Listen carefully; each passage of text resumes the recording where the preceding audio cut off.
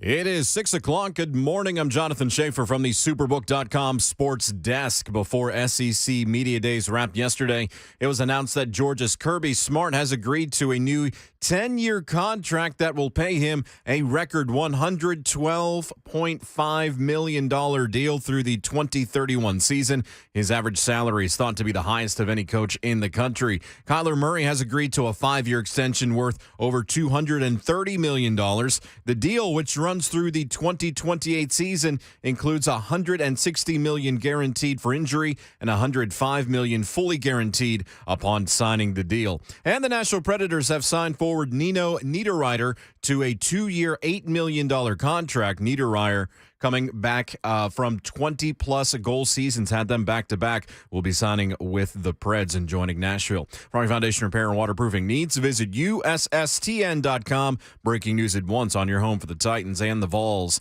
This is 104.5 The Zone.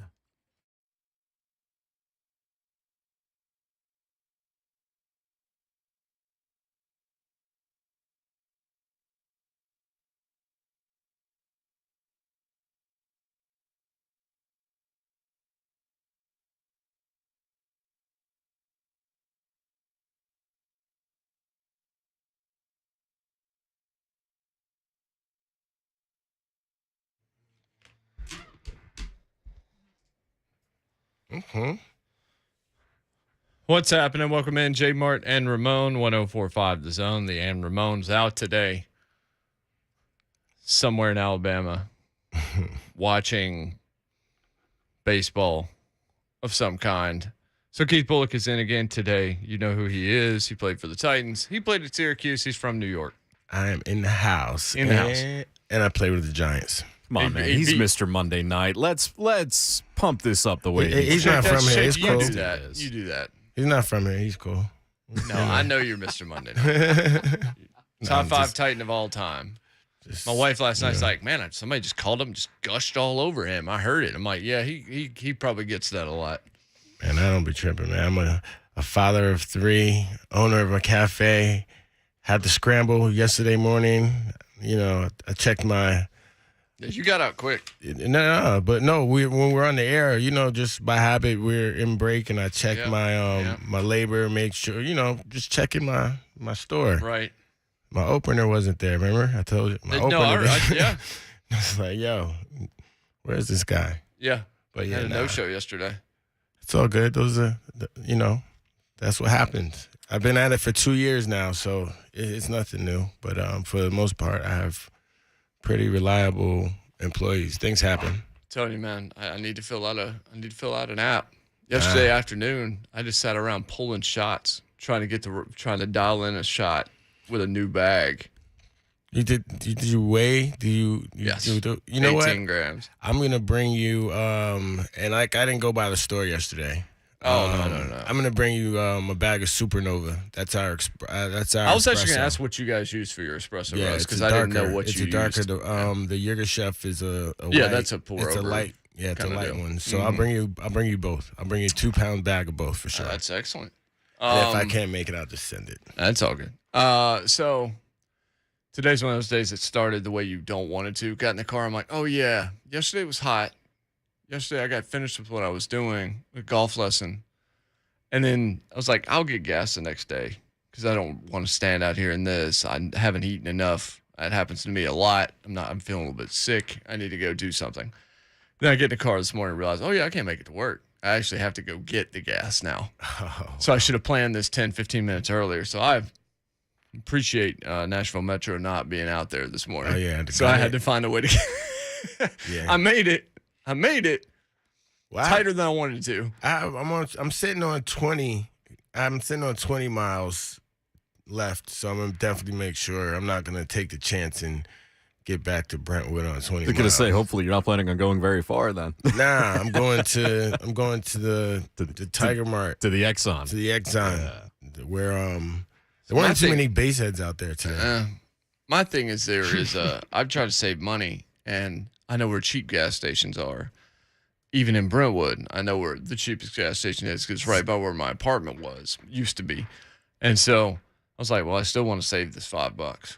because that's what it came out to. Basically, I saved $5 for going to this store from another one. you. To me, that's worth it.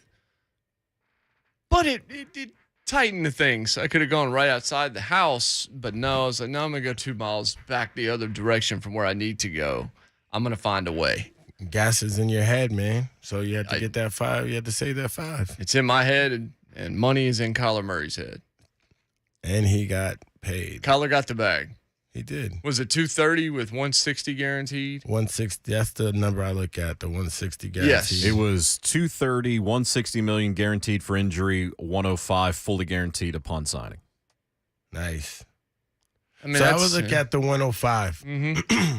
105 is the number I would look at with the potential to get 160. Contracts are typically backloaded. So the bulk of that money will come in his last 2 years. That's great. That's good. Well, is it? I mean, it is. I don't know. What are the Cardinals really supposed to do? They have to have their quarterback. I don't know how I feel about Kyler, but I think I liked him better when he got into the league than where he finds himself now. We've heard a lot of stuff that's pretty negative towards him from people even that played with him that just kind of, behind the coffee mug say, yeah, he's last one in, first one out, kind of aloof.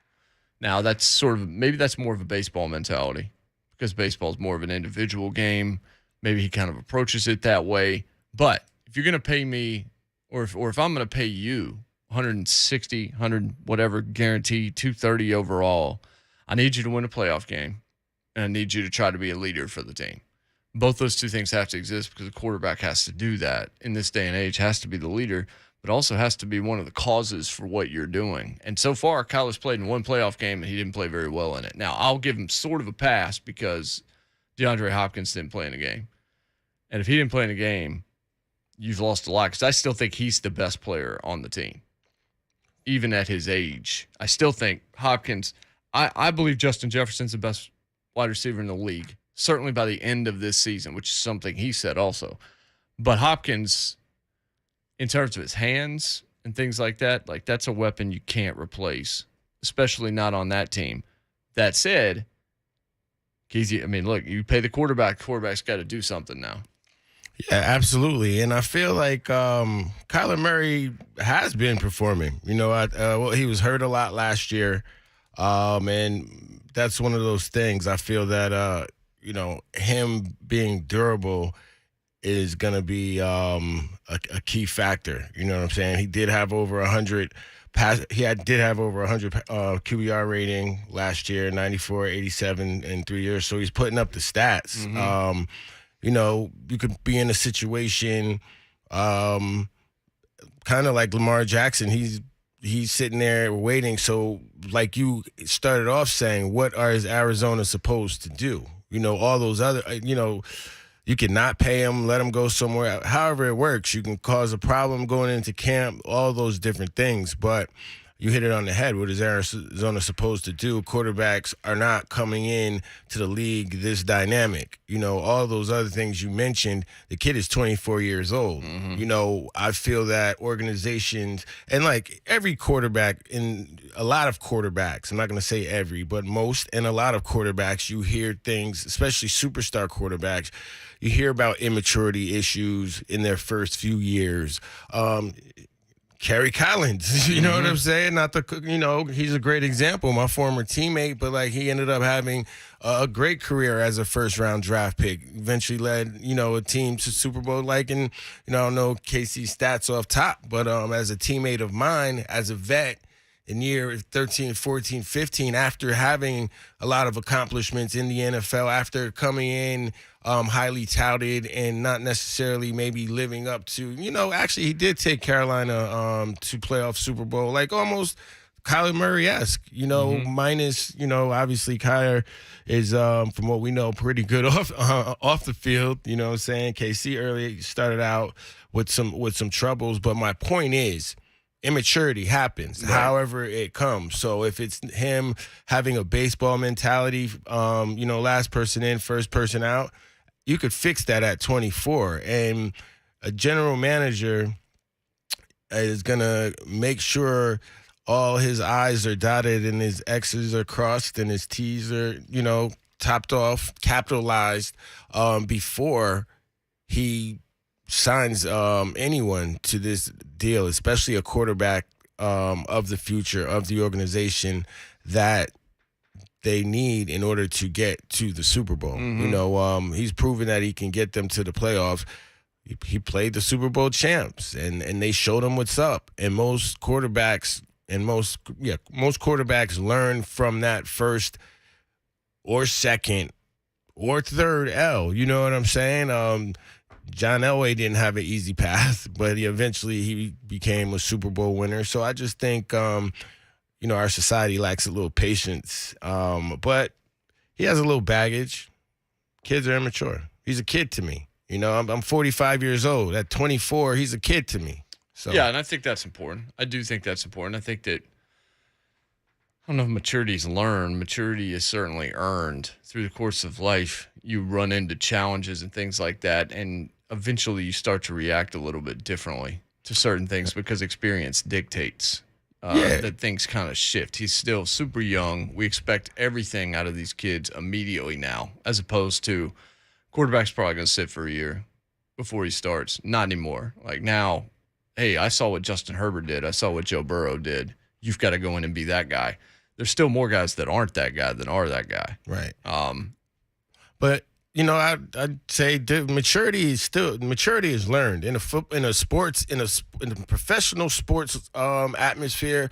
Maturity has to be learned, because if maturity isn't being taught by veterans on that team, they're doing a terrible job and injustice to that young kid that is being immature. So if no one's just grabbing him around the neck and be like, look, man, you just got paid. These are the next steps. His agent's gonna tell him, his dad's gonna tell, like people around him are gonna tell him, but his teammates that are veterans that have been in the game, DeAndre Hopkins has been around Deshaun, so he knows. So if they want the thing to work, that's what's gonna happen. So maturity is definitely learned. Being a senior spokesman, captain on the Titans when I was here, I definitely had to have speaking moments, one-on-ones, nothing crazy, but just tell some players about the situation that they're in, the maturity that they're not showing, helping them realize the person that the public sees them as, even though they might not see them as that. Like, you can't do that. You can't do that. Maybe you want to try it like this. At the end of the day, girl, do what you want, but this is just me. I'm not telling you what to do. I'm just trying to give you advice because I've seen it before. So you can still learn maturity if you're open to it. Yeah, I guess that's the part. I'm saying? It's just like there are some people that are like, screw they're gonna off. do their thing anyway. Yeah. Like I definitely former teammates. I talk to them and then they still do their thing anyway. But all I know is, as a vet,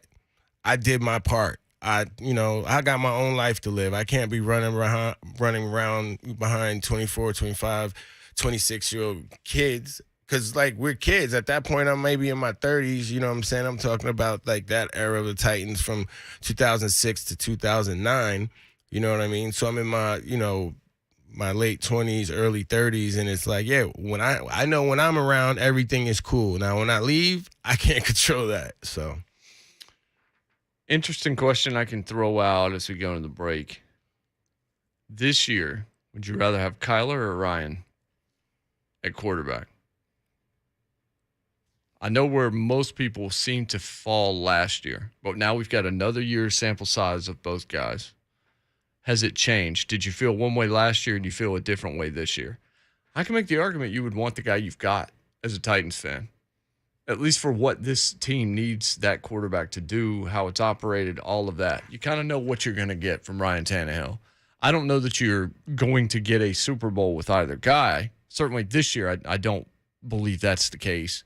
But which guy would you like just this year? We'll just say this year. We won't say next 3 because we don't know what's going to happen with Ryan's situation, and things are very fluid in the NFL. And I don't believe in championship windows. I don't believe you need to look 3 years down the line because I feel like things change so fast in sports now. It's not fair to do that. But who would you rather have this season as quarterback? Or if you want to say irrespective of team, you could do that. Would you rather have Kyler Murray or would you rather have Ryan Tannehill? I'm just curious for people's thoughts. 615-737-1045 is the telephone number. Today on the program, Andy Staples. He'll help us kind of put a bow on SEC Media Days. Eric Cain also will do the same thing. And Andy will be able to talk to college football writ large. Eric Cain, certainly very heavy emphasis on the SEC. We'll talk to him from 99.1 in Knoxville. And Teresa Walker, the Associated Press. We can talk some Titans. Bullock knows Teresa a little bit. She's been around. She's been around for a minute. The OG. Yeah, that's right. She's the queen for a reason. Queen OG. Indeed. We'll come back. We'll talk more. I'm seeing responses coming in right now. Right now, it's 100% Ryan Tannehill. That's why I asked the question, because I felt like that would still be the answer. And I feel you guys. I tend to agree with you. 615-737-1045. It's Jay Martin Ramon off and running here on this Friday without Ramon Foster, which is why we're running. Keith Bullock, Mr. Monday Night is in. It is Jay Martin Ramon 1045 The Zone. 5 too slow.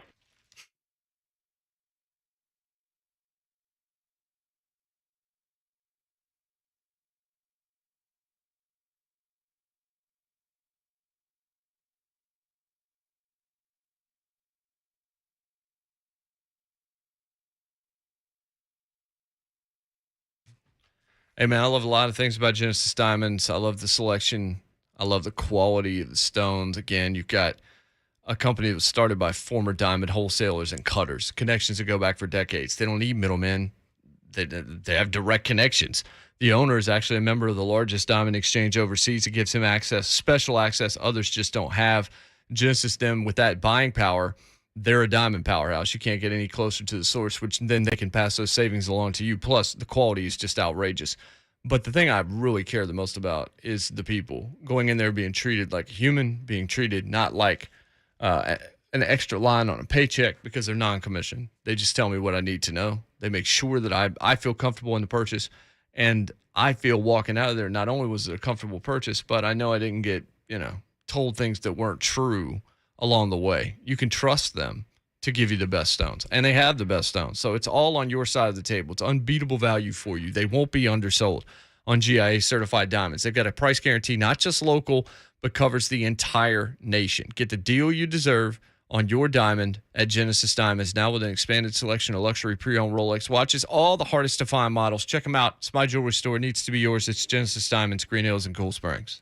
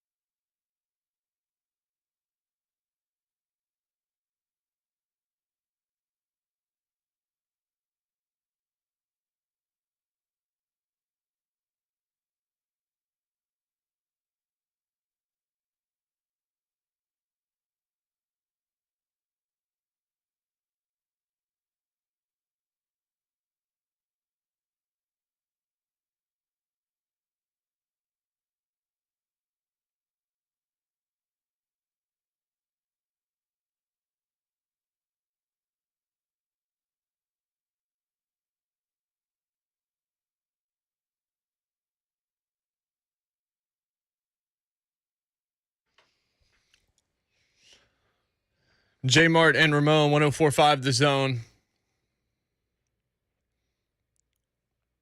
Kyler Murray signs his deal. Question I asked before the break. This year, would you rather have Kyler Murray as your quarterback or Ryan Tannehill? What I'm seeing in the chat, so far I haven't seen anybody say Kyler, which is one good thing if you're Ryan Tannehill to hear some positivity as we're getting close to August. And what? 22nd, 23rd, 24th, 25th. 4 sleeps. 4 more sleeps, and then camp opens that 5th day. And here we go. Haven't heard this one in a while. Yeah, my bad. Chuck D had. No, it's all good. Kyler Murray. I mean, to answer your question, who would I pick? I feel like it's it's almost the same. I could be a homer and say you stay what you got based on the system that's already implemented, and how Ryan orchestrates and moves the offense. And I think that the Titans, I think they did a pretty good job last year when Derrick Henry went out. They're fortunate that Deontay Foreman and Hill, they were able to do the combo back situation, and it worked out, and it was working out very well. But at the end of the day, they both have proven, obviously, Tannehill has had stronger teams, and the Titans' defenses have been very good. They've been able to get to the AFC Championship game, and they've been in the playoffs several years in a row. Mm-hmm. Kyler Murray showed last year he could, he's capable of getting their teams to the playoffs. I think at the end of the day, it's the same situation. They both have to make their plays. You know what I mean? So, you stay with Ryan Tannehill. They both have to make their plays when they get in to the playoffs. The Rams made Kyler Murray look like a kid out there, and it's all learning experiences. Fortunately for Kyler Murray, and hopefully for the Rams, that they get more opportunities and more learning experiences from him. That's why they gave him the bag, because they feel that, okay, they can build around him and eventually make it to the promised land. Whereas the Titans, they felt the same way about Ryan Tannehill a few years ago. That's why they gave him the bag, and built around him. They already had, the team was already built, so they felt that Ryan was the guy and is the guy that can take them to the promised land. So it's back to what I said, keep them both on their respective teams, but once you get there, you got to make the plays. And, it comes down to coaching as well, putting them in the right situations, and also decision-making. Ryan being a vet, Kyler becoming more of a veteran, seeing more football, understanding that game plans that you saw the Rams play against you in the regular season are not going to be the game plans that you see in the playoffs, because it's for all the money now. Mm-hmm. On Sunday, we'll come back. Sunday, we can throw a cover 2 man-to-man. Oh, let's try this. And good coordinators, they're trying something in week 5 to see how you react to it, because they have a feeling we're going to see them in the playoffs. And they might just show it to you 3 times, not thinking that that offensive coordinator is going to take the time to go back to that game and see those 3 little times I tried this defense. You understand what I'm saying? Mm-hmm. Because now it's for all the marbles. So they figure out different nuances that, might mess up either quarterback, and, it's up to them to figure it out in the game. This play might be called, but now I'm a veteran quarterback. I've seen this before. I might need to do Omaha. Right. You know what I'm saying? Like, that's what I mean by decision-making. Like, the coach calls the play, you make a call. I mean, you're supposed to run the call that's play that's called, but at a certain point in your career, you're on the field. You see, this ain't Madden. You have to make those checks sometimes. And as a defensive captain, I definitely did that. I'd come off the field, Schwartz would be like, don't be changing my calls. Like, look, man, your corner back there about to pee on himself because you called an all-out blitz and he knows he's in 0 coverage with no help. So, Where's the sounder, Shafe? Oh, yeah. I forgot about that. Thank you. No, you see that. Like, you actually, like the play will come in, it'll be like a 0 blitz, and it's 3rd and 15.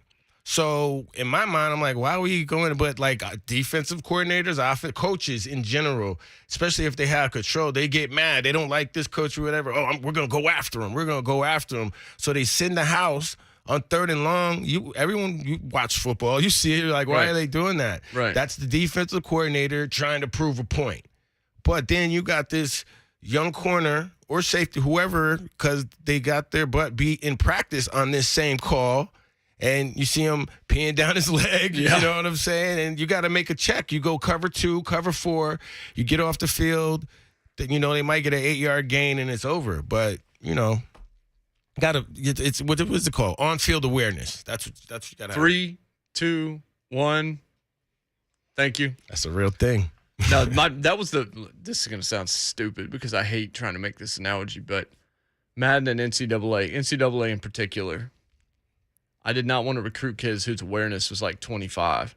Nah, man. Because the awareness stat was the most important one to me because it's like, all right, well, if I'm not controlling that guy, I'm going to throw the ball over here. He's going to run over to the sidelines, and that thing's getting picked off because awareness just had you completely.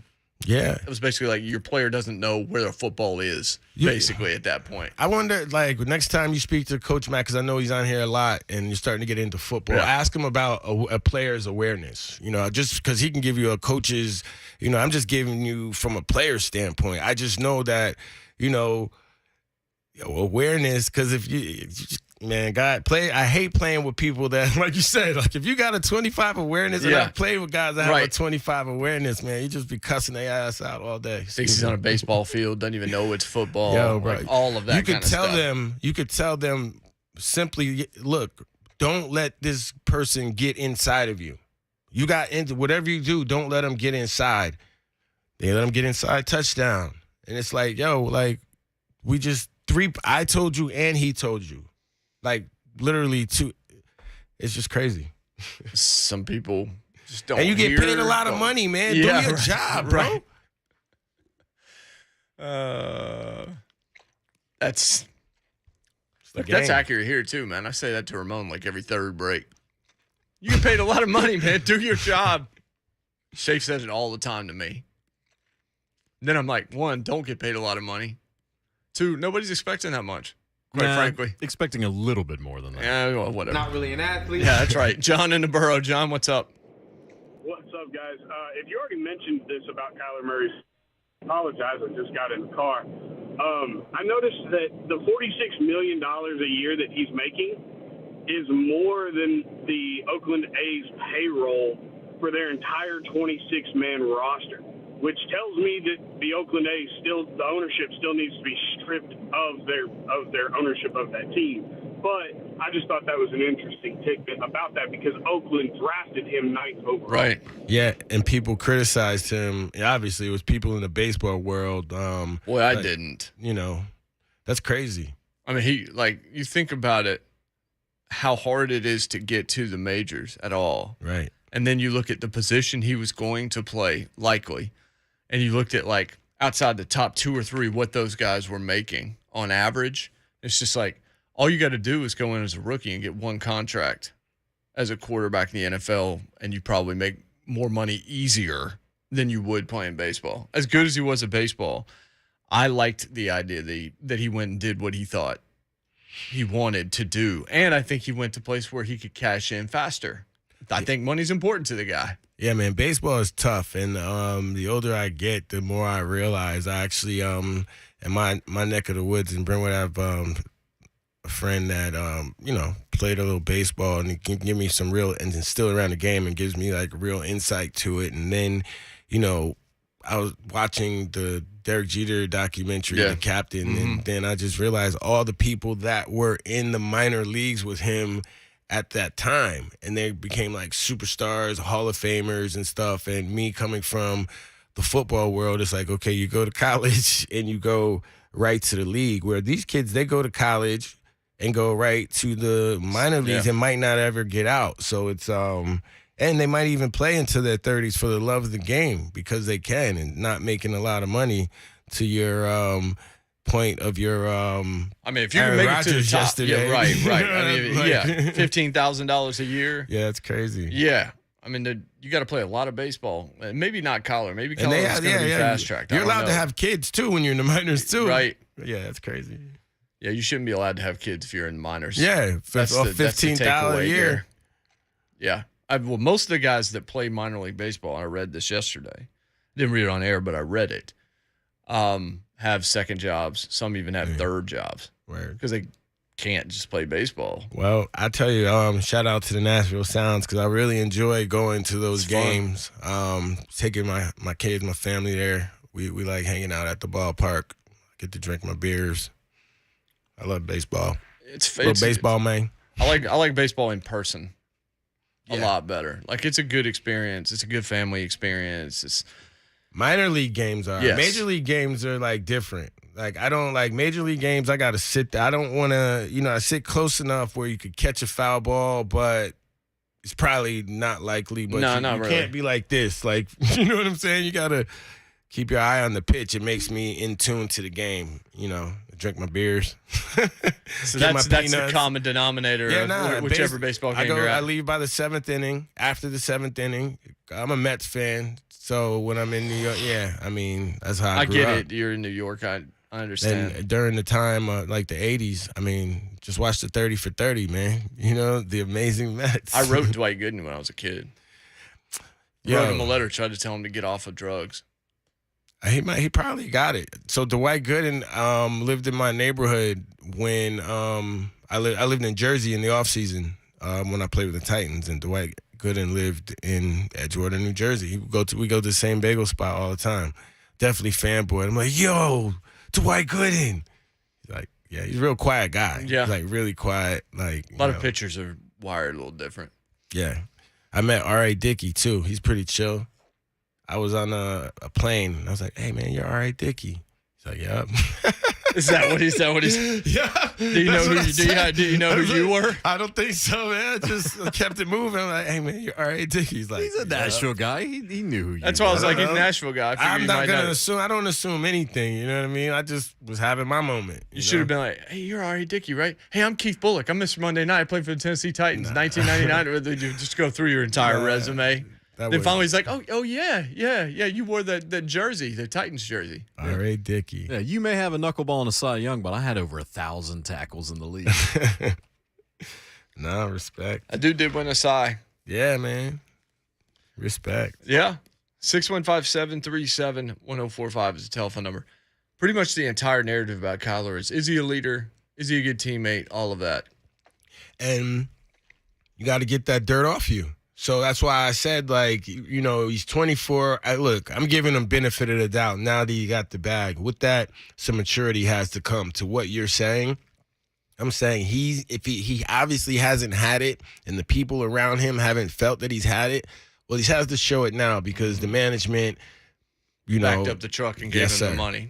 Handed the franchise to him. Yes, sir. It's similar. That's basically exactly what you said about Traylon Burks. It's like, all right, now you got to get this off you. Yeah. Like what people are saying about your conditioning and all this other kind of stuff, you got to make that a non-issue as fast as humanly possible. I feel that's true, especially in the world of sports. Mm-hmm. In the world of sports, if there's a knock and you're trying to be one of the top, players, like that has to happen. And then when you're one of the top players, you have a bad game, you're always going to have a couple people in the media talking about, oh, last game, you didn't do this, or you were this. And the last time you played them, this person did this. And it's like, cool, that's all I need to get me ready for the next game. I didn't know, I'm sorry, 9 times out of 10 as a player, you already know the things that the media or the reporter is pointing out. Oh, you gave up this, or this guy ran you over at the goal line.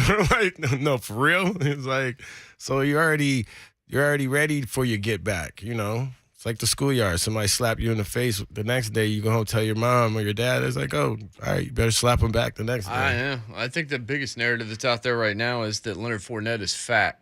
So that's one he probably needs to shed as well. Literally. I'm curious, and like we had this conversation yesterday too. We were talking about Traylon Burks. It's like, look, he had 6, so he came in fat in the middle of June, so he's had 6 weeks to shed. So I'm curious to see what Fournette is gonna be looking like when he comes into camp. Like a professional would get it off, but he might be full. He got a Super Bowl ring. What do they call him? He got a nickname. Like he's living the life. He could be full. He might be Might be over. Oh, he is full. That's how he got fat. Right. You know what I'm saying? I mean, they said 260. He said 245. They're both high. He was playing at like 226 or something like that last year. Tom cares a little bit about nutrition, if you didn't know. Cares a lot about that kind of thing. So if I'm Leonard, I'm probably getting down to 230. Yeah, I mean, even if he came back at 235, he probably would shed that 5, or he could just he's just relinquishing his role. Maybe he's the short yardage back, and the young man from Nashville, Vaughn, or someone else that they got in the stable. Keyshawn Vaughn. Yeah, Keyshawn Vaughn might get his opportunity, or somebody else they got in the stable. Because running backs are hungry. Running backs in the NFL are hungry. And 9 times out of 10, we had a guy on our team, Quentin Ganther. Q was tough out of where'd Q go? Utah. But he was on our team for 4 years. And it was like, as soon as he was about to get his shot, Lindell White comes in. As soon as he's about to get his shot, CJ comes in.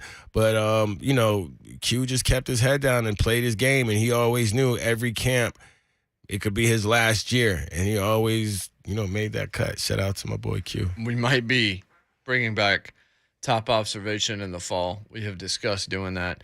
Joshua England on the chat says, when Kyler scrambles, he looks like a toddler who grabbed something they shouldn't and took off running. Well, you'd know all about that, wouldn't you? She hit I'm not kidding you. As we go to the break, I'll say this. Please tell me she hit you in the other eye. She did. Yesterday, she poked me in the other eye. This one, I literally out loud, she rolled into the headboard of the bed while she was rolling around. Then she rolled back and just right into my right eye. But this was luckily a glancing blow and only hurt for about 5 minutes as opposed to all night. And I thought I was going to have to go see a specialist the next day. But I literally out loud after she did it, I was like, you've got to be kidding me. Like out loud. Basically, that's what I said about my daughter. It's like, you've got to be kidding me. Coming for you. Apparently, I shouldn't have gotten LASIK because right now the lack of lenses is what is making it available. I got to start wearing goggles at the house. I'm gonna be Kurt Rambis with my daughter. Your face, dude. You don't have a toddler, so you don't know. But you can't stop them from doing virtually anything. I understand. Yeah, that. It's just you got to find a way. They move. Do you make that little barrier on the bed so she can't crawl off, or is she past that stage? She's kind of past it. We have a big body pillow that we can kind of put up there, but she just crawls over it. She crawls over everything. Nah, she's like Godzilla in the city now, KB. She's just destroying everything. It's really out of it. It definitely is. Just close the door in the room and let her go for it. She does it a few times. She'll stop. You're going to be cleaning. You and your wife are going to be cleaning your house forever now, so it don't even matter. I don't know. We have stuff in our house. It's not one of those houses you come to and we have 3 kids. It's all neat. Sometimes it is. Sometimes it's super neat if we're expecting people. But if you just stop by and kick your stuff out of the way, hey, come pick your stuff up. Yeah. Why is this laying here in the middle of the floor? Well, she already has about 3/4 of the stuff I have already. She's accumulating things in rapid fashion. She didn't ask for any of it. This is just stuff we've given her or other people have given her. Wait until she starts asking for stuff. Man, we don't have a big enough house. We got to move. Sounds like my wife. Group. Yeah, sounds like my wife too. She calls herself an antique collector. I'm like, yo, why do you buy this? We're in Gatlinburg. Oh, let's stop at this antique spot. You know how it is. You roll your eyes. All right, you pull over. Here comes some lamp that we don't have room for. You know where it is? In the garage next to the lamp. That we got at the antique store last summer. Oh man, hey, let's go to the antique store. That's just hoarding. Yeah, it's just hoarding. You know what it is. Yeah, 615-737-1045. I know I'll be sleeping on the couch if I don't watch it. Yeah, 737-1045. She ain't up yet at my house. Micah Parsons slandered Derrick Henry. Did he? We'll tell you about it when we come back. Yeah, I'm just sort of tabloiding it right now. It's a good tease. Slandered his Madden ratings. 615-737-1045. J. Martin Ramon 1045 The Zone.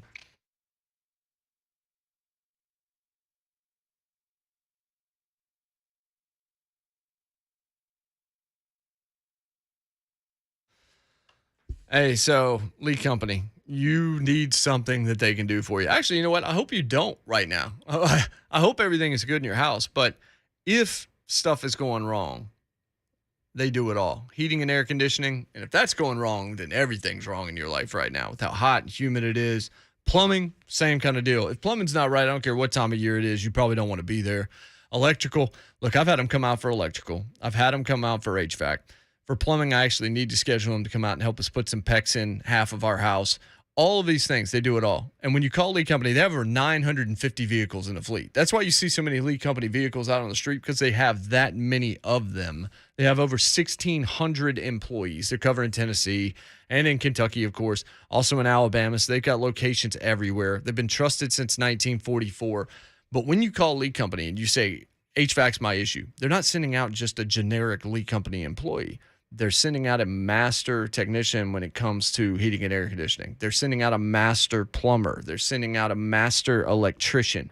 So you're getting expert quality stuff from a company that is the utmost in quality. And right now, in addition to everything I just told you, how about you save $20 on any service call? They're offering that right now. HVAC, plumbing, or electrical, whatever it is that you need. Let's knock that to-do list completely out this weekend. Save $20 on any service call. Call them today, 615-567-1000. I do it regularly. 567-1000.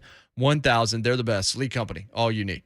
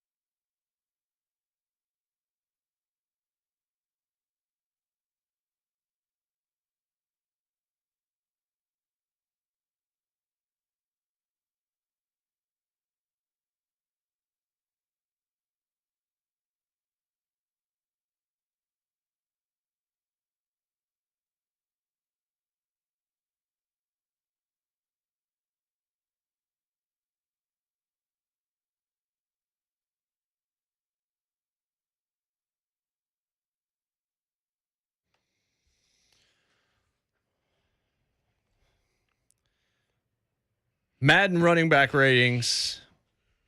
In terms of speed, Raheem Mostert's 95 led the list. Jonathan Taylor, 94. Kenny Nwangwu with a 94 also. And then you had Derrick Henry at 93. And Micah Parsons took to Twitter to say, Madden, no way in hell y'all got Derrick Henry faster than my man Tony Pollard. Laughing emoji, no way. Now, obviously, that's his guy, and he's having some fun with it. They do play in Week 17 now. Yeah. Well, I'm sure that'll be a talking point. For sure. What I will say is I know Micah, and I know him since he was in high school. I used to do the Nike opening camps. So he's a fun guy. You know what I mean? So you definitely take that in stride. He's one of those kids. He likes accepting challenges. He likes getting better. You know, he's a fun guy, and I think that it's going to be fun to watch. You know, because you know how the media is. They're going to take every little thing, and you know, Micah thinks he's probably the fastest person in the NFL anyway, so it don't matter. He's pretty close. Right. See, so what I'm saying? Like, you know, he's a fun guy. I mean, just as a take rookie, it in he's stride. probably a top 3 to 5 defender in the league. Yeah, nah, for sure. Something else. For sure. He came on the scene, and their defense coordinator did a great job of putting him in positions to be successful, to make plays, because they were missing pass rush. And then they get this rookie that happened to pass rush for, you know, Penn State. They were going to play him at linebacker, but once you know, that's why I say the coordinator and the head coach, you know, did a great job of seeing how multifaceted that Micah Parsons was or is, and put him in positions to make plays. That makes the offensive coordinators have to work harder, makes the offense have to work harder, because they have to locate him every down because he's in multiple spots on the defense. But it's different your second year, because once they know who you are, now you're in the game plan. And, you know, as a player, that's what you want. You know, it's easy when you just run around, make tackles, because nobody's thinking about number, you know, whatever number you are, 53, you know what I'm saying, until you actually give them a reason to, you know, take you into account. So I remember Gunther Cunningham told me that after my first year starting. He's like, yeah, you had a great year last year, kid, but now they know who you are. So you have to adjust your game. And if you remember the playoff game that Dallas had, they game planned him. Micah, you ain't hear his name. You know what I mean? So that's another lesson. Step that he has to take exactly. as a player. Just like the quarterbacks we talked about. You know what I'm saying? And it's like from the outside, it's like, oh, they took an L, they lost, they took it. But like for a player, that's a learning lesson. You know what I mean? That's the type of L's. Those are the type of L's that you take as athletes. Mm-hmm. You know what I'm saying? They're lessons, you know, and then you take that lesson and you learn from it. Now, if you keep making that same mistake, then it's an L. Like, you lost. Like, you're probably not going to be around much longer. But, you know, you hear athletes talk about mentality. You got to have that move on to the next play mentality. And it's tough, man, when you lose those big games, and because you're not necessarily going to get back. Yeah, everybody thinks they're going to get back. I mean, Moan should have thought he was going to get back. I mean, with the team he was playing on, the organization, never did. Never did. Just it's very difficult to get there, as you well know. Yeah, for sure. Like, we went 13-3. We lost to Baltimore. We thought we were gonna, you know, have the same. I'll never forget.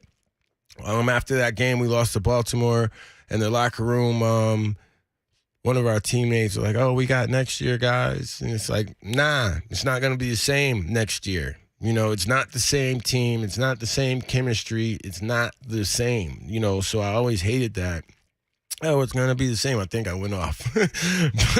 I definitely went off because I know, like, you know what I'm saying? It's about the like, now. It's not yeah, about of course. Yeah. Like, what are you talking about? You know, and then we come back next year, 0-6. We have a run. I blow my ACL, and it's over for life. Nah, I'm just, wow. It's not dramatic, not that dramatic. That just got dark. Wow, for life. Nah, man, you know, I had a. Need the Ryan Tannehill. Yeah, that's right. Need that sound. Nah, it's not that serious. I put that dramatization on it, but, you know. Well, that's what it feels like in the moment. Yeah, for sure. Just everything's crashing. Like, it's over. It's a wrap. And, like, that's what I'm saying. It's not always the same next year. So that's when people, like this week, people ask me, oh, how do you think the Titans are going to be this year? You know, and the Titans were a great team last year, especially with all the injuries. That's why Vrabel was coach of the year. Like, they were a great team that didn't finish. You see it all the time, and there's nothing wrong with that. It's how do you adjust and come back the next year? You know what I mean? So, like I say, things are different. There's no A.J. Brown. You have Traylon Burks. That's huge. You know what I'm saying? You got Bobby Trees. He's in year 10 coming off of an ACL. You know what I mean? We know he's a dog when he's when he's healthy. You know, he's definitely a dog when he's healthy. But, you know, we have to see what the product is going to be coming off of ACL. You know, I like what the Titans have, though. 615-737-1045. Andy Staples, 20-ish minutes away. We will talk a lot of college football with him. SEC Media Days are a wrap. Kirby Smart, boy, he got a bag. We'll talk about that a little bit after the top of the hour headlines here. Jay Mart and Ramon with Keith Bullock in for Ramon Foster on the Zone. Bobby Tree.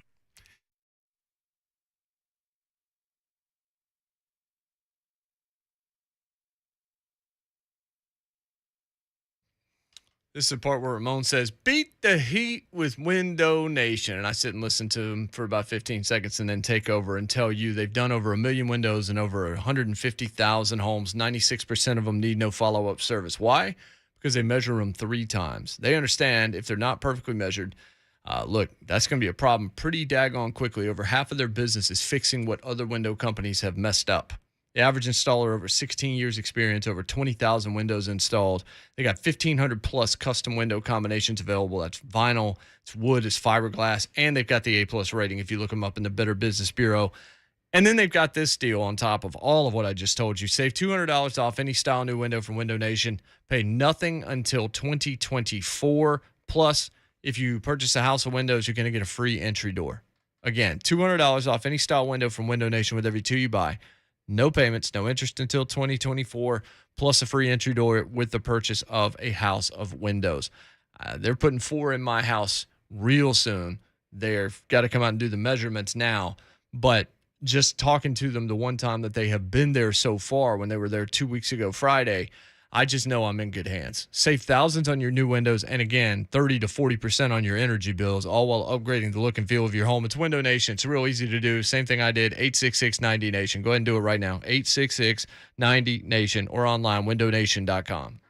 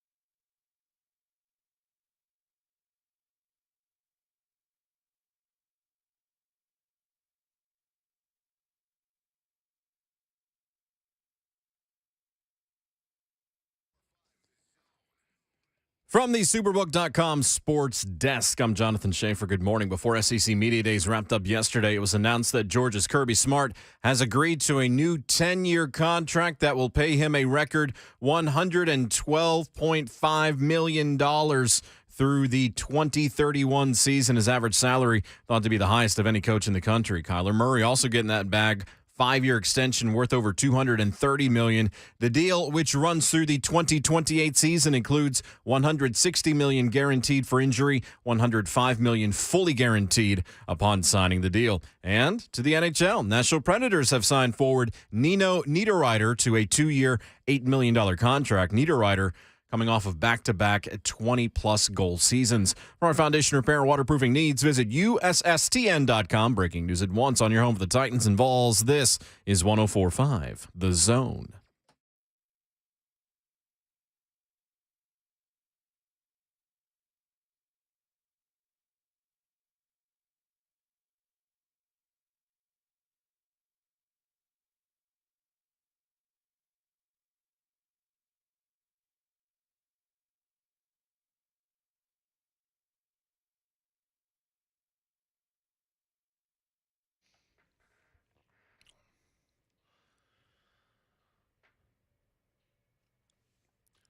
What's happening? A cheese factory has exploded in France.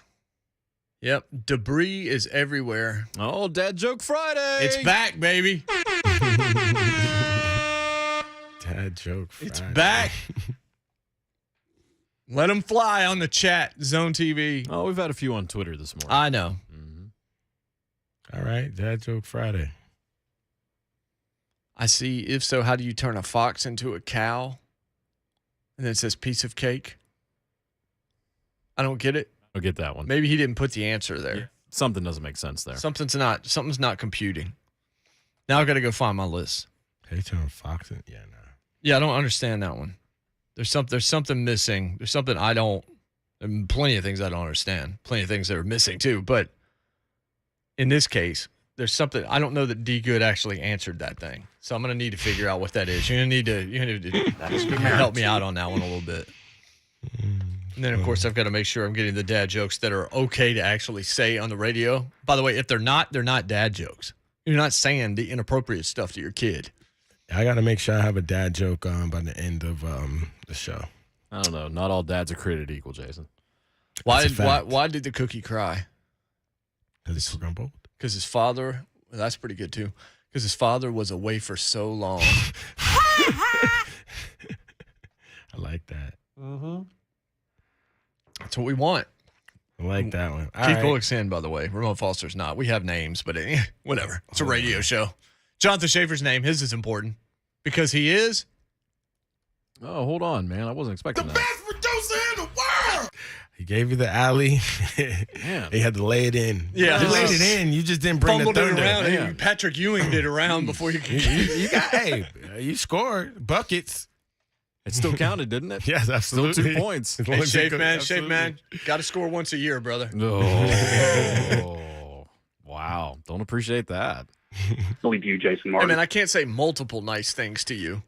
Not on air. No. I got a dad joke. Uh-oh. Hey. Why did the golfer bring 2 pairs of pants? Nobody?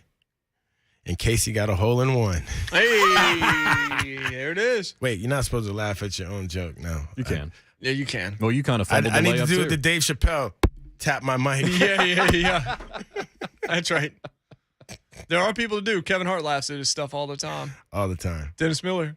That's my guy, but he laughs at every joke he's ever told. That's funny. All right, this one from Zach Bunch is pretty good. If April showers bring May flowers, what do May flowers bring? Pilgrims. Mother's Day. Pilgrims. Pilgrims. Oh, snap. What are in Mayflower trucks? Sunflower seeds? Now, I don't know what Mayflower Oh. like. Oh, Mayflower You know the Trucks? big Mayflower trucks? Yeah, that's a moving company. Yeah, okay. Yeah, that was the So it's Mayflower moving. Trucks that delivered the Colts from Baltimore to Indianapolis. Oh, yeah, that's right. That's right. Oh, wow, right? Yeah. That's ill. for Like, real. how you Yeah. just imagine, like, we're on the air yesterday and we wake up and the Titans are gone? Nah, you Yeah, can't. that's what happened. Yeah, you could do Baltimore got moved from one city to the other. that. Actually, I would do that on a Friday night. You know what I mean? Because now the weekend. Yeah, been- that's right. Yeah. That's fair. Why'd the octopus beat the shark in a fight? Because it was well armed. 8 of them. Wow. 615-737-1045. The Browns have signed Josh Rosen to a year-long deal. I like that KB just laughed. He was laughing at something else, No, I but was looking- Trella, it's fine. I was just looking. It works on multiple levels. Josh Rosen. Who signed him to a deal? Browns. All right. You know what, man? I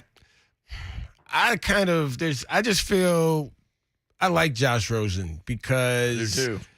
you know, like I say, like a lot of these kids that are in the NFL now, I've been around them since they were 16. So I got to see them as, you know, teenagers, like high school kids, and how they developed. And, you know, Josh Rosen, like Matt Corral, like those kids, like they were leaders, you know what I'm saying? Regardless how, and I know how the college ranks work.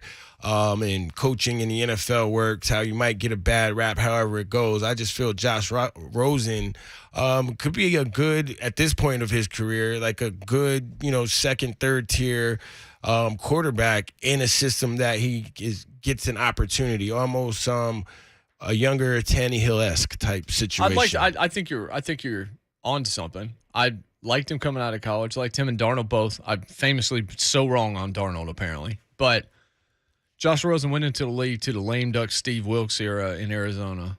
Yeah. And was left for dead. And Kingsbury came in after his first year and basically said, I'm coming in, I'm taking Kyler too. He wants his guy. And okay, that's fine. But Rosen just got totally crapped on. He was in a horrible situation. Then he went to Miami, which was just a terrible spot to find himself in. And it just looked like he had the worst run of luck that you could have to be a quarterback. And because I tend to believe there are a lot of dudes that could have been stars in this league that ended up on the wrong team at the wrong time and then fell through the cracks. Absolutely. I agree with that. And I think that there was a time in the NFL, well, now is a new time, but there was a time more so when I was in the NFL where these teams would draft the first-round draft pick, and these offensive coordinators, these genius, air quote, offensive coordinators don't think enough to tailor their offense to the quarterback and do what he does well. Shout out and rest in peace, Mike Heimerdinger, because he was able to he did that with Steve, did that with Vince. He did that with all the quarterbacks, Jay Cutler, all the quarterbacks that Heimerdinger had.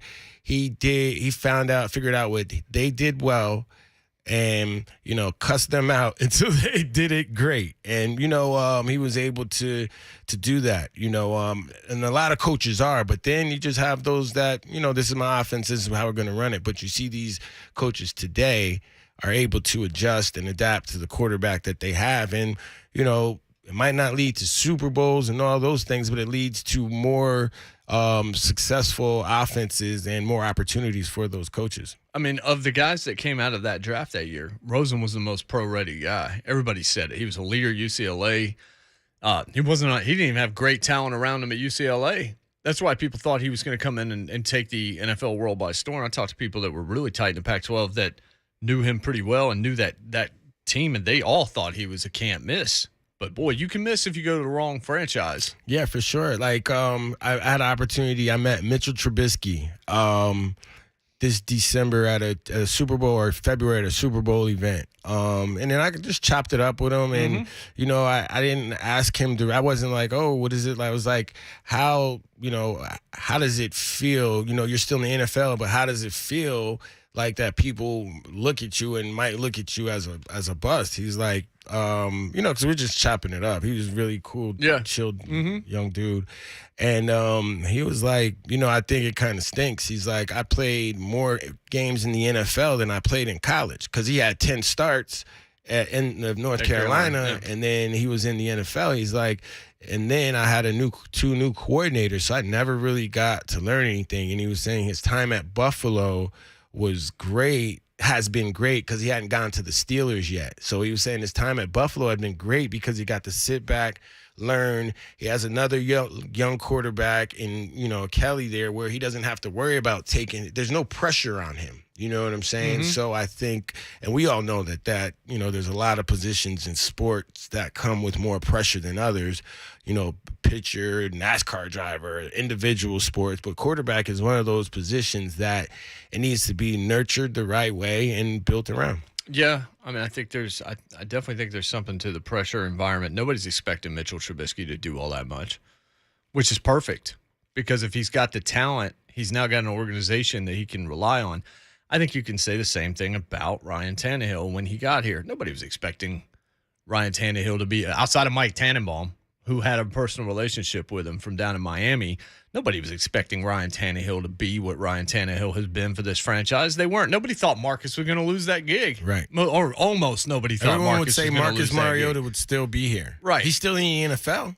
Yeah, he is. He's just not here. Yeah, but there are other guys like that. And so Trubisky is in a role that he hadn't been in, where he was sitting in Buffalo where nothing was expected of him last year. Now he comes in, he's got an opportunity. Man, do they have weapons. I'm curious to see how he's going to do. I think he may do. Shave, you're a Steelers guy. If he ends up being Ryan Tannehill for the Steelers, It's pretty good. that's Going to get you into the playoffs. right. And that's not even a Tannehill joke in terms of further in the playoffs. If you get into the playoffs with Trubisky, you're happy with that. The Pittsburgh Steelers have shown that they can get into the playoffs with someone at quarterback that is just a game manager. Well, that's the thing. Even before they had Ben exactly Roethlisberger is right. what I'm saying. And, of course, Neil was able to go to a Super Bowl with the Steelers, and Neil had a good career with them. And it's not unlike what you have here. It's defense, toughness, and a running game right now with Najee Harris for the Steelers is going to be the main focus. So there's a lot of commonality between the Titans and the Steelers in so many ways. No, that makes all the sense in the world. Andy Staples will join us on the other side. You know what? I bet the person who created the door knocker won a Nobel Prize. Nobel Prize. That's well We'll done. be right back. That's good.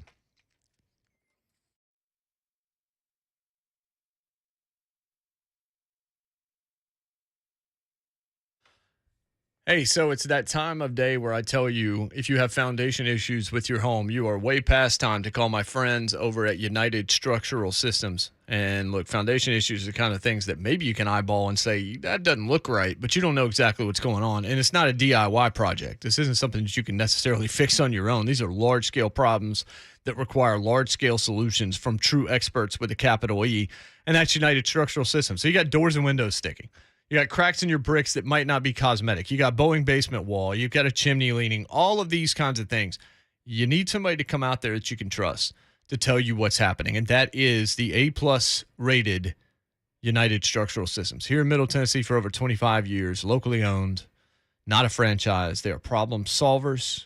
That's what they want to do, is take the stress out of home repair. They customize solutions for you depending on your needs. They come out, they give you a detailed free estimate before you ever have to make a decision.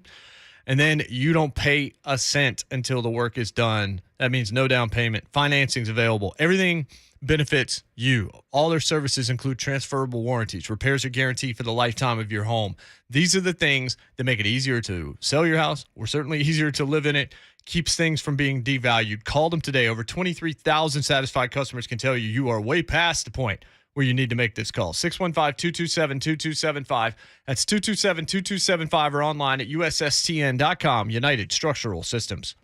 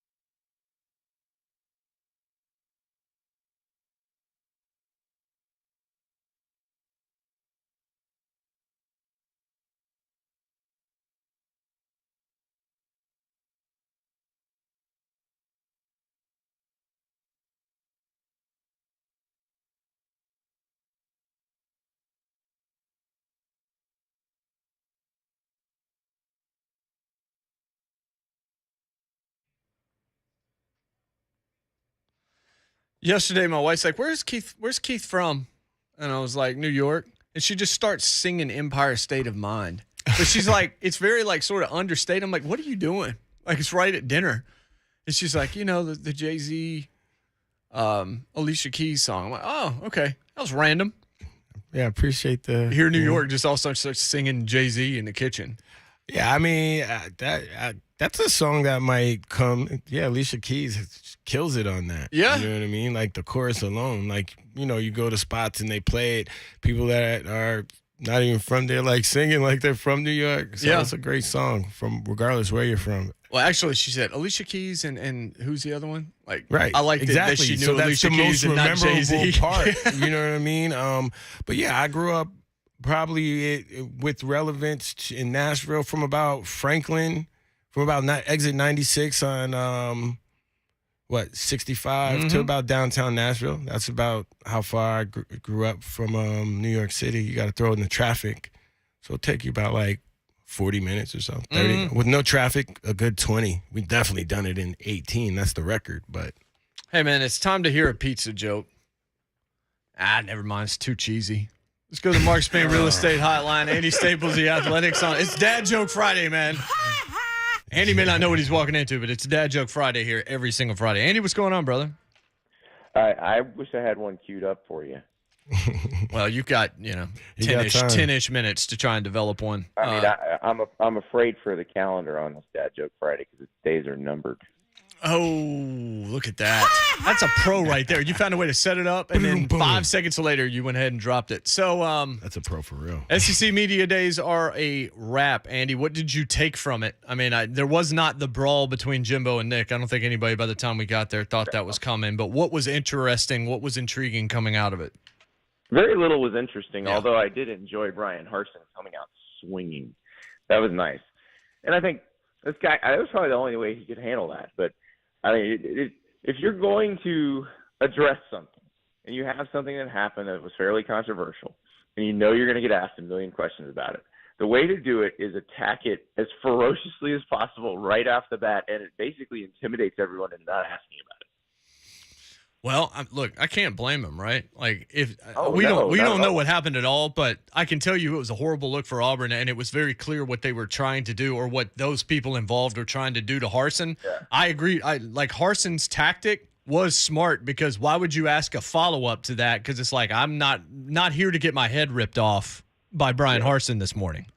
He did take a few follow ups, and he wasn't nasty about it or anything. He actually answered them pretty well. Because there's a legitimate question. How do you recruit through this?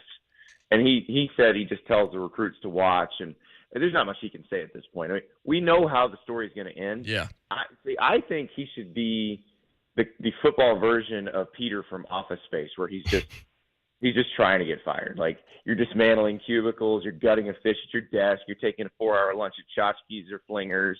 I mean, that's what you got to do. But that's probably not what he's going to do. He's probably going to just try to win football games or something like that. So is Lane Kiffin going to be the next coach at Auburn? I have no idea. That's probably who a lot of the fan base would want, and I'm sure there's a faction there that would want him. But I was talking about this on the podcast today. Didn't last year change your view of who's available and who you can go get? And maybe it was just last year. But Lincoln Riley and Brian Kelly moving, doesn't that mean everybody's movable at this point? That's a really good point. I mean, you didn't think either one of those two guys was up for bid, and then both of them end up leaving. So at that point, it's kind of like if Kevin Durant can opt out of a contract before it ever starts, then do the contracts mean anything at that point? Like, I don't care if I hear that John Morant signs a 5-year extension to Memphis if Kevin Durant is trying to get out of Brooklyn before his next deal even starts. It's like all of a sudden the jig is up, right? Exactly. And these numbers are, you look at Kirby Smart's contract, who is Georgia exactly bidding against? It wasn't like he was going to leave. And I realize you want to reward him and you want to make him feel like he's beloved because he brought you a national title. But, again, who are you bidding against? You probably didn't have to spend that much. Well, They just wanted to lock him in. Hey, Andy, Keith Bullock. Who was the most impressive coach at SEC Media Day when it came to football, talking about their program and the approach going into this 2022 season? Well, Nick Saban is always pretty impressive, and he had pledged not to make news, and he kept his pledge. But, he did make sure to slip in there. Oh, by the way, my players made more in NIL than anybody else, so got that going for me. But I got to say, the one answer that impressed me the most was not in the big room. It was on your station. Oh, yeah. When Ron Slay asked Josh Heupel about, you're playing for the national championship, who are you picking a quarterback, Josh Heupel or Hendon Hooker? That was a tremendous answer. Yeah, Ron's going to get it. He even said, he's like, look, there is all truth telling. There is no chill in the boom boom room. When you step in there, that's generally what's going to happen. Speaking of the state of Tennessee, we got way more content than I thought we were going to get out of Vanderbilt this week on this radio station. And the reason why is because Clark Lee said, obviously, at some point, we're going to be the best program in the country. Yesterday, we had Ben Troop on. And I asked Ben, I was like, what do you think about your coach saying something like this if you're Vanderbilt? And he's like, his quote should be hung in the Louvre. He just said, look, anything that the Vanderbilt head football coach says is going to be ridiculous. That, to me, crushed him. Talk about turkey insemination that one time. So what do you think? What do you think of Clark Lee and what he is saying? What's he supposed to say? Right. We're going to try to build this up to where we might win 5 games one year. That doesn't really resonate. I don't care what position you're at. You should be trying to be the best in the sport. So I have no problem with that. It's just I'm not sure what else he's supposed to say. And I'm sure Clark's a smart guy. He knows he's going to get roasted for that. And guess what? You're talking about Vanderbilt. Would you have talked about Vanderbilt if he'd said literally anything else? That's right. It's 5D chess out here. No question about that. So Bullock's here. And Bullock, look, I don't really think Syracuse is ACC. I grew up in ACC territory. Syracuse got added to it, but he's a Syracuse guy. Jim Phillips didn't have a great week, did he? No, but here's another part of Jim Phillips. Like I just said about Clark Lee, what's he supposed to say? What's Jim Phillips supposed to say? He didn't make the TV contract. He inherited that.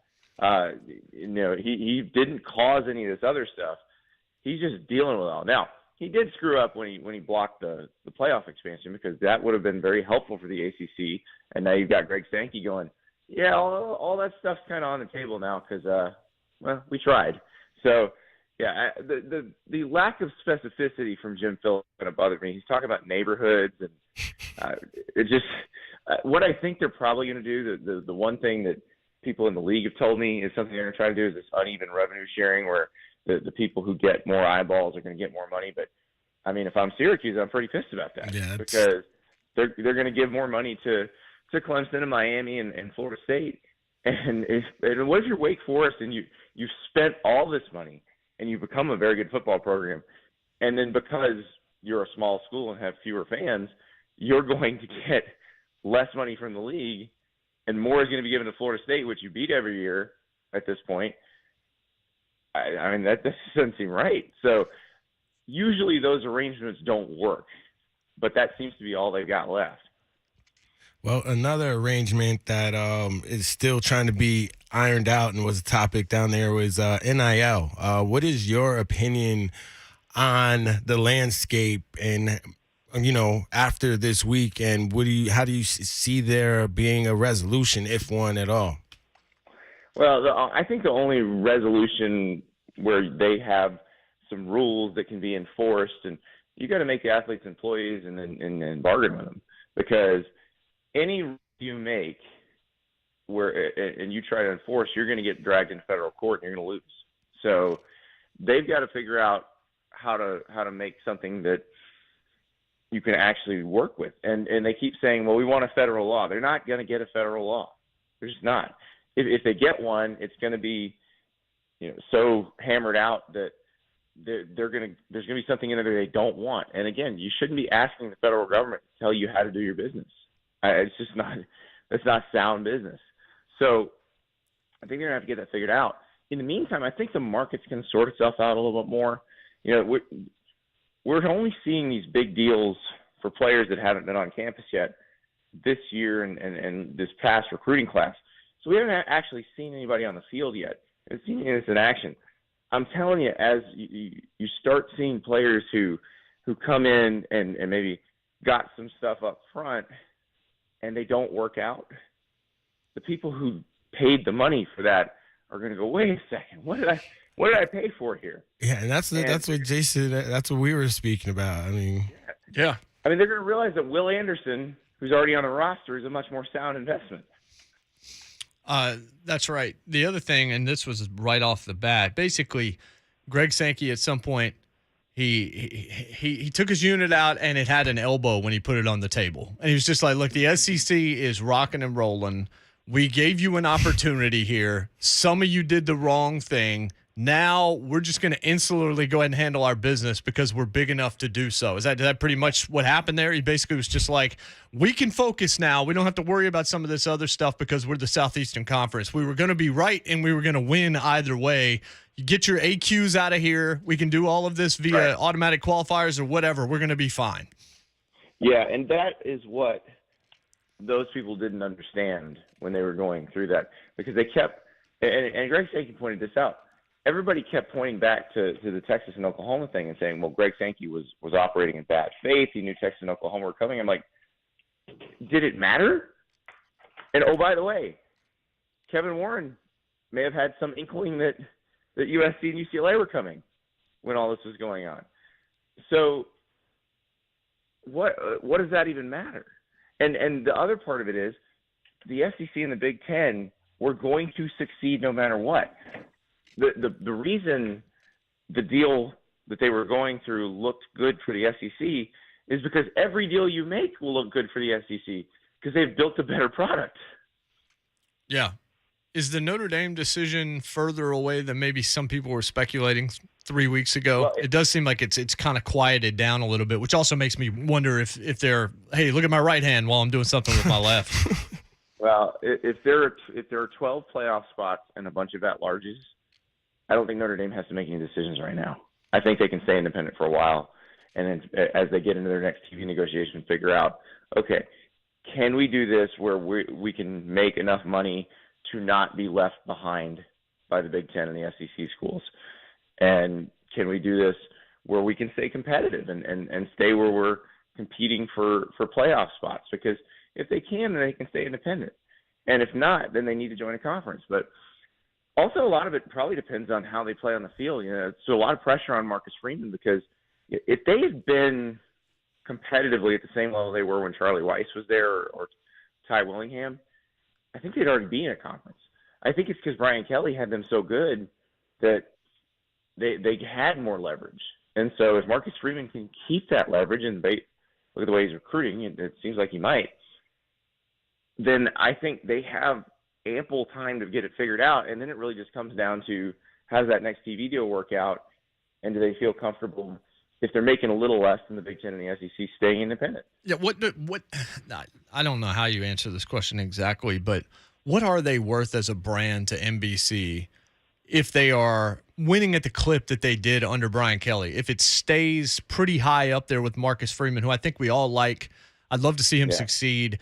He seems like just somebody you'd want to send your kid to play for. But what is Notre Dame's value as a brand in 2022 to NBC? It's not just their value to NBC. They've also got those 5 games a year against ACC teams, which I know the ACC says, well, if they join a conference, they have to join ours, and they can't get out. Unlike the other ACC schools, they can get out without losing a ton of money, and if they wanted to change that arrangement. And so they could make that arrangement with another conference if they wanted to. Like, you could actually probably make that arrangement with the SEC or the Big Ten if you wanted to. And there's probably a ton of money in that. I mean, when Notre Dame shows up, they're getting 3 million viewers. That's the median audience over the last 6 seasons. So and a lot of times they're getting 5 million or more viewers. So they move the needle like almost nobody else. Ohio State, Alabama, Michigan, that's about it. Those are really the only ones that compete. So it just sounds like for Notre Dame, it's really a money thing because when it comes to the on the field play, my opinion is they can't compete with the Alabamas, the Clemsons, because even they lose to Oklahoma State in the in the Fiesta Bowl. So maybe is that maybe in your opinion one of the drawbacks? There's no reason to go into and maybe just tarnish what is already a good thing. I think they'd be competitive in just about any product, any conference, though, because while they can't compete with Alabama and Clemson in years that they win the national. Okay, let's go to competitive. I'm like the ultimate goal is to win the national championship. So that's okay. I guess that's okay. But let's go to 2018. Mm-hmm. Who lost by more to Clemson, Notre Dame or Alabama? Yeah, it's true. So, it's true. I mean, they've been better than all but about 3 programs in the last 5 years or so. So they have a problem. And the thing is, if they want to decide that their academic standards are going to be different and they can recruit from the same pool as everybody else, I don't think they'd have a problem competing with those schools. But that's the sort of thing that you got to make at the decision you got to make at the university level. And thus far, they have not wanted to do that. A couple days ago, we'll get you out on this. A couple days ago, I asked Bill Connolly of ESPN, who does he think is going to have a better season between Will Levis and Spencer Rattler? How would you answer that? Well, I think Levis probably has an advantage there because it's a different offensive coordinator, but it's going to be a very similar offense. And he's been in this for a year. He understands what he's doing, and he's got a really good line in front of him. Rattler, we'll see. We know the talent is there, but we haven't seen him play with these guys. He had a pretty good situation at Oklahoma in 2020. I don't begrudge him getting beaten out in the middle of the season by Caleb Williams because I think Caleb Williams is going to be a superstar. But he's just got to get back in the flow and what's he going to look like with this team behind this line? And I just don't know yet. Well, luckily we get to watch these games very, very soon, actually. Andy, we always appreciate it, brother. Have a great weekend. All right, thanks, guys. Indeed, that's Andy Staples of The Athletic. You should read his stuff there. Check out the Andy Staples Show podcast as well. And, you can use the acronym for that podcast if you would like. We'll try not to. But, if you spell Andy Staples Show out, you get it. You understand what the podcast is. Hey, what do you call crystal clear urine? 1080p. J. Martin Ramon, 104.5 The Zone.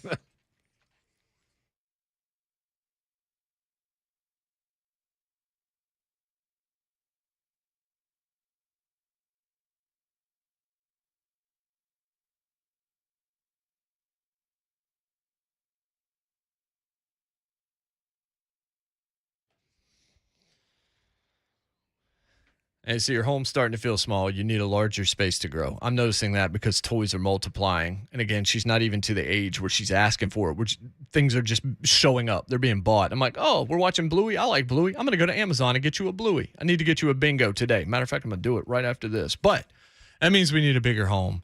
But it's more within reach than we think and you think. Maybe it's a bigger home on a mortgage that works for you. Maybe it's a refinance in order to add a guest room. Either way, it's possible. Buying a home is a huge decision. It can be really easy to get overwhelmed, not know when to start or where to start. But luckily, that just makes you like everybody else. You're not alone. If you talk with a mortgage expert, it can help you get on the right track, understand that process, and get a plan that utilizes your best options. As the Southeast's leading mortgage lender, the answer is Mortgage Investors Group, here to help you get the right home loan for you. They're going to make sure all the things I just laid out, close on time, structured right, home buying goals, all of them are taken care of.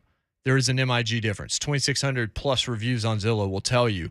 Go to migonline.com. Do it this morning. migonline.com. Get everything you need there, including location of the office that's nearest to you, or text MIG to 31399. That's MIG to 31399 to get pre-qualified. Mortgage Investors Group, the right home loan, equal housing lender, license number 109111.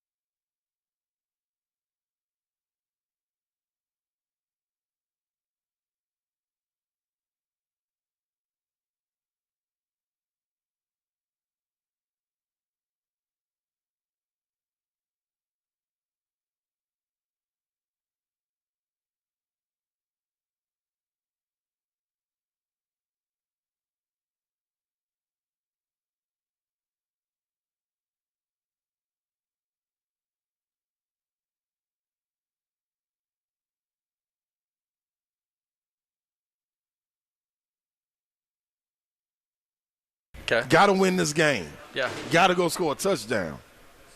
You're looking at your team. Yeah. You got young hype right there.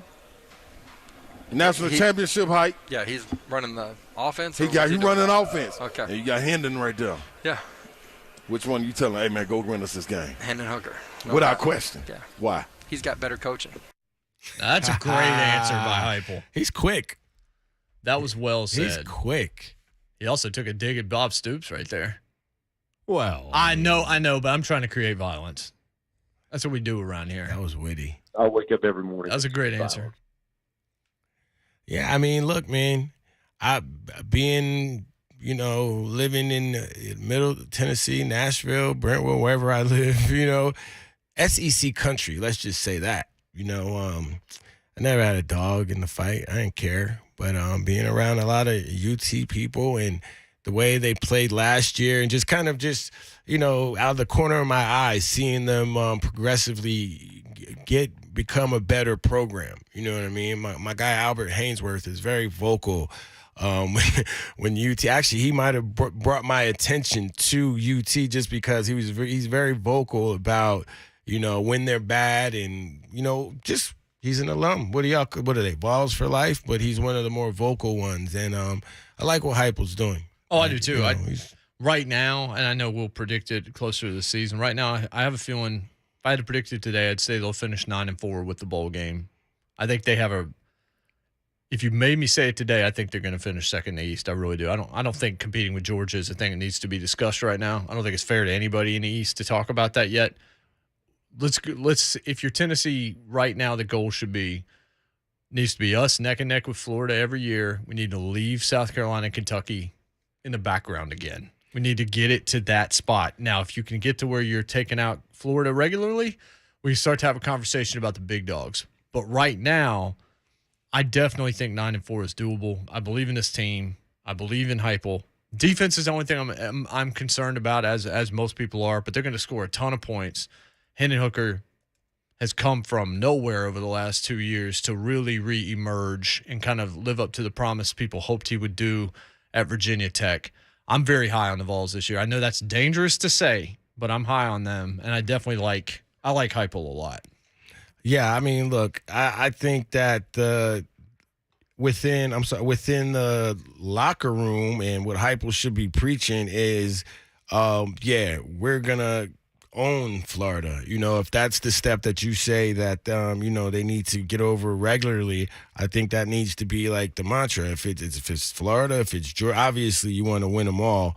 And that's how you go into it with the confidence of Vanderbilt. But it's a foundation. You build a foundation, and if it's like owning Florida and winning all the games that we're supposed to win, and then obviously when we get to Georgia, we figure it out. But I think they're there.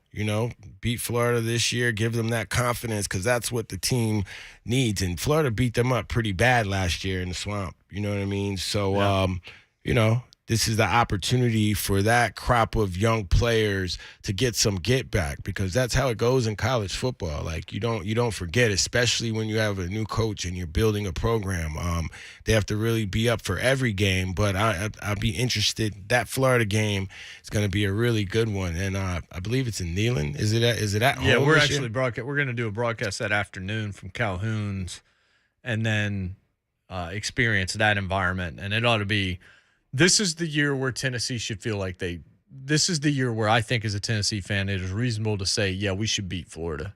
This is a new head coach. I think he's a really good head coach, which means you need to do this now. Like you need to step up to the plate and try to take that number 2 spot right now from this new regime because I don't think they're going to be down for very long if you consider them down at all. And Richardson can really play. He's a really good quarterback. He impressed me, and then actually, you heard him speak at SEC Media Day. He impressed me with the way he handled himself. His social awareness about even the AR-15 nickname. And I like how they played Alabama last year. You know what I mean? You watch that game. They were right. They were right in it. A lot of those Alabama fans at the spot I was at were holding their breaths and, lucky to get out of there cheering.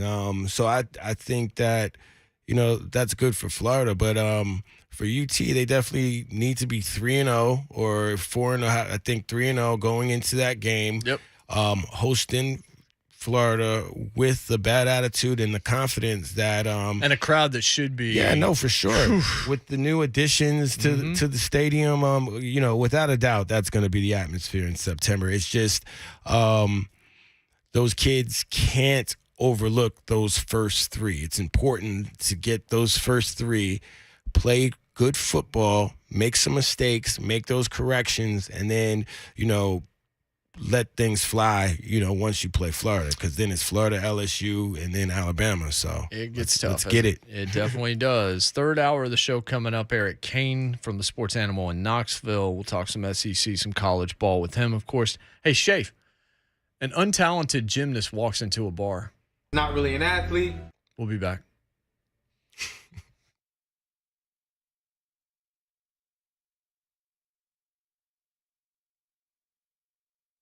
If it seems like everything is hard these days, I've got some good news for you, because there's still one thing that's easy, and that's buying a vehicle from Two Rivers Ford.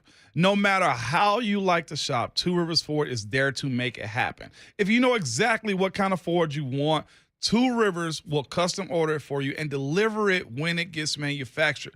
Or if you have an idea, but you're not quite sure on what you want, you can reach out to their non-commissioned sales team, and they'll stay on the lookout for you and contact you when a vehicle that might work for you arrives and is in stock. And don't forget this, Two Rivers Ford always sells below MSRP on all new non-specialty vehicles. So you can rest assured you're getting the best price. So when it comes to finding a vehicle, call Two Rivers Ford and let them do the work for you. Toll free 800-900-1000. Again, that's 1-800-900-1000. Put Two Rivers Ford on your team today.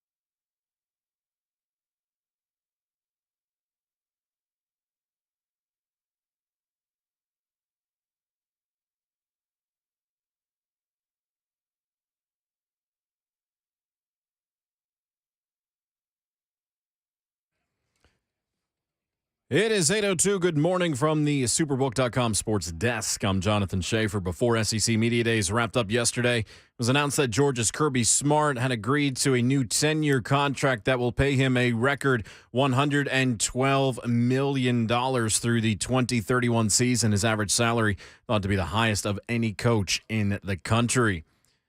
Kyler Murray getting the bag. He agreed to a 5-year extension worth over $230 million. The deal, which runs through the 2028 season, includes $160 million guaranteed for injury and $105 million fully guaranteed upon signing the deal. And a free agent coming to Nashville for the Predators. They've signed forward Nino Niederreiter to a 2-year, $8 million contract. Niederreiter coming off of back-to-back 20-plus goal campaigns. For our foundation repair and waterproofing needs, visit USSTN.com. Breaking news at once. On your Over the Titans and the Vols, this is 104.5 The Zone.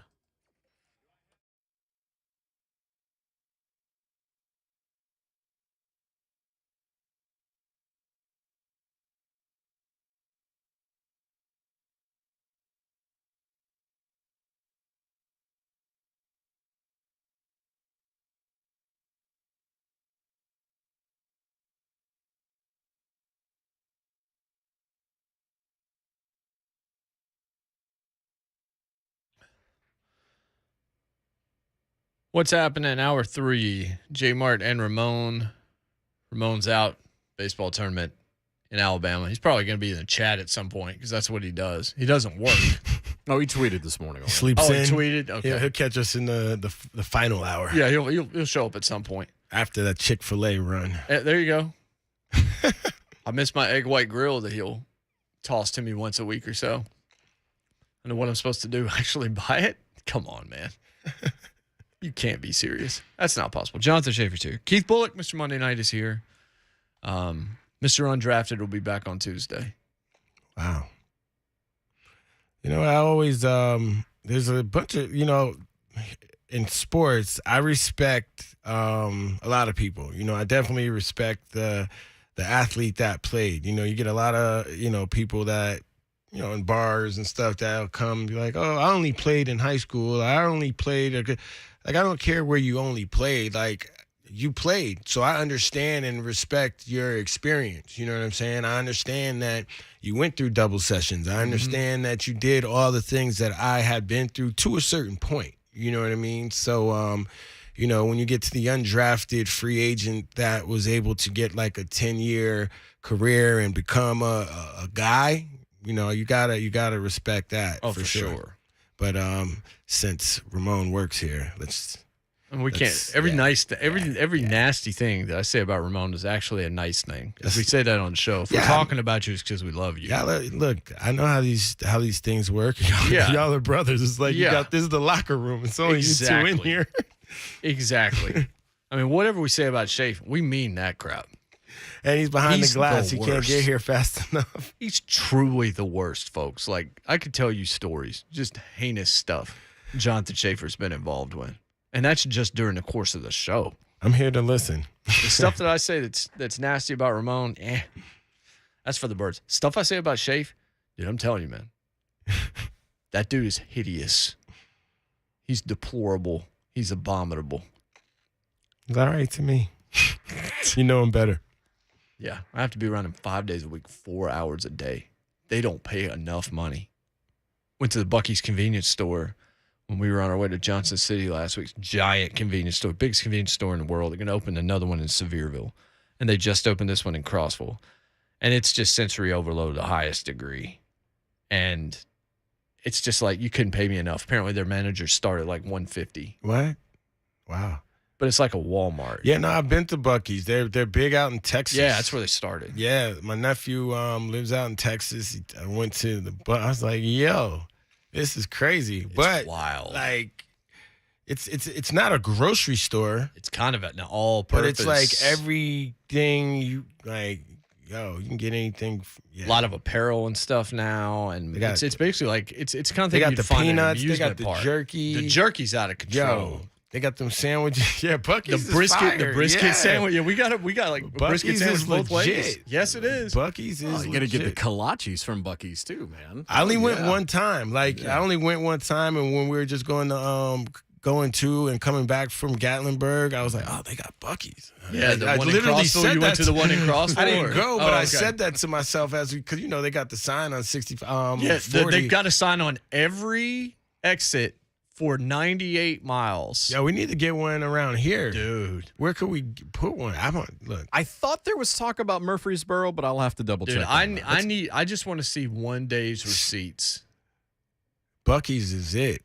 The amount of money that was just in there while we were in there, in terms of the amount of people in there, people with shopping carts full of stuff. We went both ways. We went on the way down and we went on the way back. I only had one experience. I should have stopped. It's something that you've got to kind of mentally prepare yourself for people walking in all directions directly at you and having to fight for your mesquite pepper jerky. Oh man. And I told you, I only had fire. that one experience, and I'm like, like you said, I was over. I'm like, what is this place? Because Jersey, you have Wawa's, of course, 7-Eleven, but like, yo, Buc-ee's a totally different universe. Shout out to Buc-ee's. Totally different universe. But the reason I mention it's just, man, it costs. I mean, they're paying their managers around $150 to start. It's not enough. It's just like what they pay me here to deal with Shafe. Oh, they definitely didn't pay me enough to deal with you, Dude. Not even close. You really are just terrible. Oh, okay, cool. Yes, I knew, Andrew, somebody would pick up. I said we went both ways. Wow. Phrasing? Yes. Whoa. Relax. Well, that's a whole different show, man. Yeah. I'm Satellite not radio on for that doing show. that. Yeah, Keith's like, nah, man, I'm good. I started looking again at dad jokes, and then things just went south for me. I forgot that there was a radio show happening right now. But yes, when you get an opportunity to go to Buc-ee's, take it. Just because you have to have the experience, because it's pure America. It's just America, just down the line capitalism. Just everything. You can't have a bad time there unless you're claustrophobic. If you are, by no means stop. Continue moving. Don't even go to that ramp. Have you ever tried to milk a cow that's been cut in half, Shafe? I have not. It is utter madness. Still, let me get back to my jokes. I'm killing it right now. We got Eric Cain coming on in the next segment. Kyler Murray got paid. Now they're asking. Now the next question is, what's Lamar going to get? And I just saw, who do you want for the next 5 years, Kyler or Lamar? And I already asked about Kyler and Tannehill, and it was just totally people saying Tannehill. 50-50 on the Twitter poll. Really? Yeah, about Interesting. 50-50. I'll double check. I would go with Lamar. Lamar's already won an MVP. He's obviously that offense is tailored around him. The only thing I worry about Lamar, and even going into this contract, I wouldn't give him longer than a 5-year deal. I worry about his durability. These kids now, they put their workouts and stuff on Twitter or Instagram and stuff where people could see what they're doing. And one of the drills Lamar Jackson was doing was working on his running skills. Right. Like, it was a cone running skill drill, which that's dope, but I need you to be working on your passing accuracy, and I'd rather see those type of workouts from Lamar Jackson than, we know you shifty, you could run, you're elusive, all those things, but for the durability and longevity in the NFL, as you can see with Cam Newton, you need to develop more accuracy and have your game on point. I think the running is just it comes to an end, makes your career come to an end faster at the quarterback. Yeah, I agree. position. I think that's why if I'm Lamar, I don't want to sit around and wait for a couple of years, because I just feel like I'm taking a lot of hits. Yeah, I'm And giving the you way what I got play, right now. Yeah, like I'm I putting would it want out there. At the same time, I would take Lamar, and we've discussed this on the show. By the way, Demary said, "Hey, we got a Buc-ee's in Crossville." Yeah, that's the one I was talking about. That's the one that I. They said there's one going in Sevierville. Mount Juliet. Oh, as well. really? Yeah, our friend James just said Mount Juliet should have a Buc-ee's coming up. How soon? Any idea? I don't know that. Interesting. Is it Lamar or is it Greg Roman? Greg Roman just seemingly, and I heard Steve Smith just annihilate him and say, my son runs tougher stuff than Greg Roman calls. It's in a way that just feels like a lot of receivers don't want to go into that offense because their stats are going to be mitigated. How much of it do you think is Greg Roman, and how much of it do you think is Lamar's question marks about, yeah, he can get you the ball, but can he get you the ball where you want it? as a wide receiver. Is that a question mark that's out there?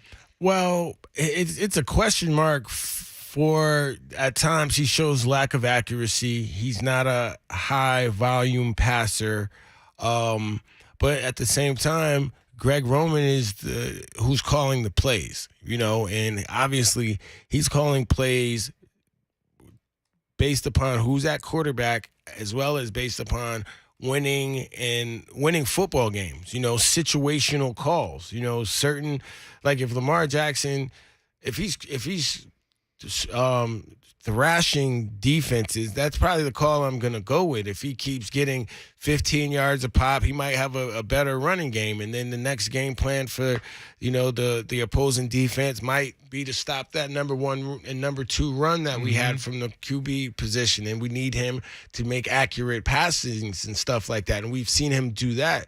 It all comes down to, we know these superstars are going to make the plays, get their stats in the regular season. It comes down to everyone. You have to make the plays when it counts, and that's for Lamar Jackson, Kyler Murray, Josh Allen, Patrick Mahomes, Ryan Tannehill, anyone that didn't win a Super Bowl last year at quarterback position. Yeah. QB1. Yeah. But one of them is a former league MVP, but he has struggled mightily in the playoffs. Right. And that's got to change. And that's why, and I've heard some people suggest, look, you shouldn't pay Lamar until next year because that continues to be a concern. Like, what can Baltimore do this year as it relates to getting to the next step, which is actually winning in the postseason, not just getting there? We know what he can do in the regular season, but if we're going to knock Tannehill for that, we better knock Lamar Jackson for it also. Yeah, absolutely. And it's one of those things that your bread and butter gets you there, but now once you get there, they know your bread and butter. So Lamar Jackson, you might be able to go to Cincinnati and put up in the first round or the championship round. No, usually the first round and do your thing with the 100 and however many yards rushing, 200 yards passing, however it works, what you're known for. But then each game gets harder. And by the time you get to that championship game, they are taking away your running lanes. They're putting you in a position to do what you don't do well. And, obviously Lamar Jackson, to what you said, gets to that point to, like we said with, Tannehill, Kyler Murray, the guys that we've been focusing on today speaking about, teams have they've gotten their teams right to the brink, but the defensive game plans that have been instilled, they've been putting them in positions that they're comfortable and forcing them to make plays in those positions that they don't have a lot of success. So Eric Cain, sports animal in Knoxville. Talk some SEC, some college ball with him on the other side. You don't want to miss Cainer. It's J. Martin Ramon, Mr. Monday Night, in for Ramon Foster here on The Zone.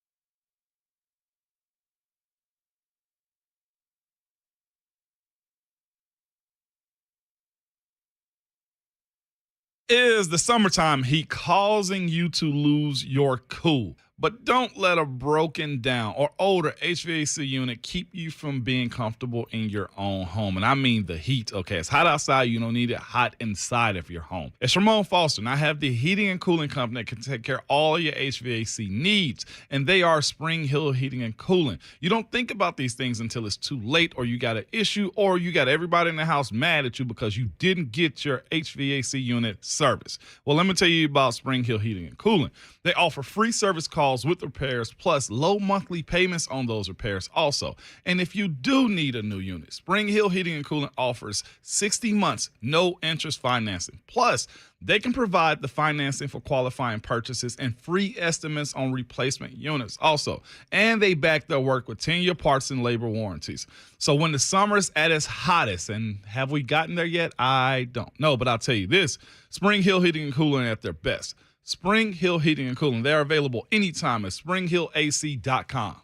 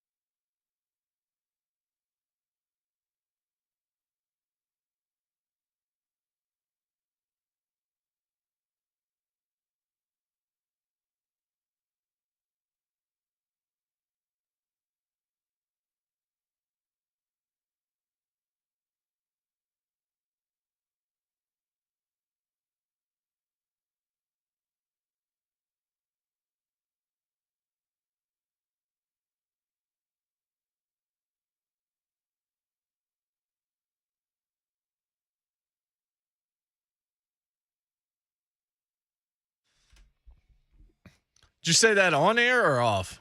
Off. Is this all right? So, Appetite for Destruction is 35 years old today. No. Gosh, we were old. Really? Guns N' Roses debut album. Yeah. Is this top 3 to 5 American rock album of all time? Pretty close. Pretty close. It's definitely in the debate. Because I heard a debate about hard rock album. for most sure. definitely. For sure, it's not. Yes. It's not close. Yeah. Definitely on that list.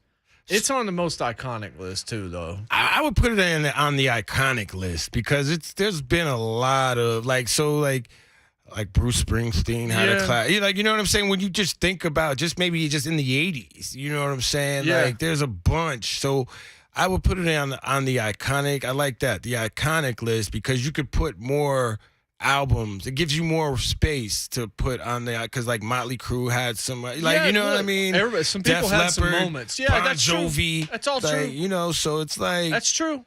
Poison. You know, like, Someday I want to have the debate, and I mentioned this. I don't know. I about mentioned this. Poison. Nah, I'm just, I was taking I it had there. to throw a flag on the play. Yeah, I mean, I want to have this debate. I put it in our chat, both for hip hop and for rock. The three best in American, like the 3 best artists in history in America, not including, because if you do rock, then you end up with the Beatles and all that. We don't even have that argument. But like when you get to rock bands, it becomes very interesting. That's going to be like the Kobe, LeBron, Michael Jordan thing. Everybody gets their feelings hurt, and I love it. And you know what? You guys should start that, so you should take credit for it. You know what I mean? Because absolutely. it's something that will go on forever. Absolutely right. And we take credit for a lot of stuff we don't start. Absolutely As right. it should be. Yeah, exactly. It's not about what we've done. It's about what we can take. Look, you're in the management world now. You know exactly how this works. Always take credit, always assign blame. That's how that works. Yeah, like after I get off the air, I'm going to go to my shop and just act like I've been there all day. People are going to oh, you're working? Like, yeah, I'm about to get off. Your problem is people are going to know because they've listened to this show. You have not been in a cafe all day because we're not broadcasting from Just Love. But he's this morning. still been should working be. That'd be longer than that. fantastic. Those people should be at work, right? I don't know. I don't know where most of your listeners. I figure I'd be sitting at my desk listening to you guys. Well, it depends on how. Or driving somewhere. Or they're driving to work. Yeah, we get you on the way in, and then many of you then take us into the office at a factory. I go take my smoke break and then listen to you guys. You're taking a smoke break behind the building. Behind the building. Let me take this apron off real quick. Actually, just keep the apron on. I'm picturing Keith with a cup of coffee and some Sings, some Reds. That's Keith Bullock with a Parliament. With a black apron. I wear my apron when I'm working because I don't like leaving with like flour and stuff. Come on, man. Like, Keith's walking outside for a Newport. I smoke Cools, baby. Oh, unfiltered. There you go. Oh, okay. I need it all. From Cool to Cain, Mark Spain Real Estate Hey, Hotline that brings was us well to Eric done. Cain of the Sports Animal in Knoxville. Cainer, what's going on? Nice transition. I'm doing well, especially with that transition there. Well, look, Smooth. Don't try this at home, kids. Keith Bullock is in here. Apparently, you're a fan of Keith. Is that what I'm being told there, Eric?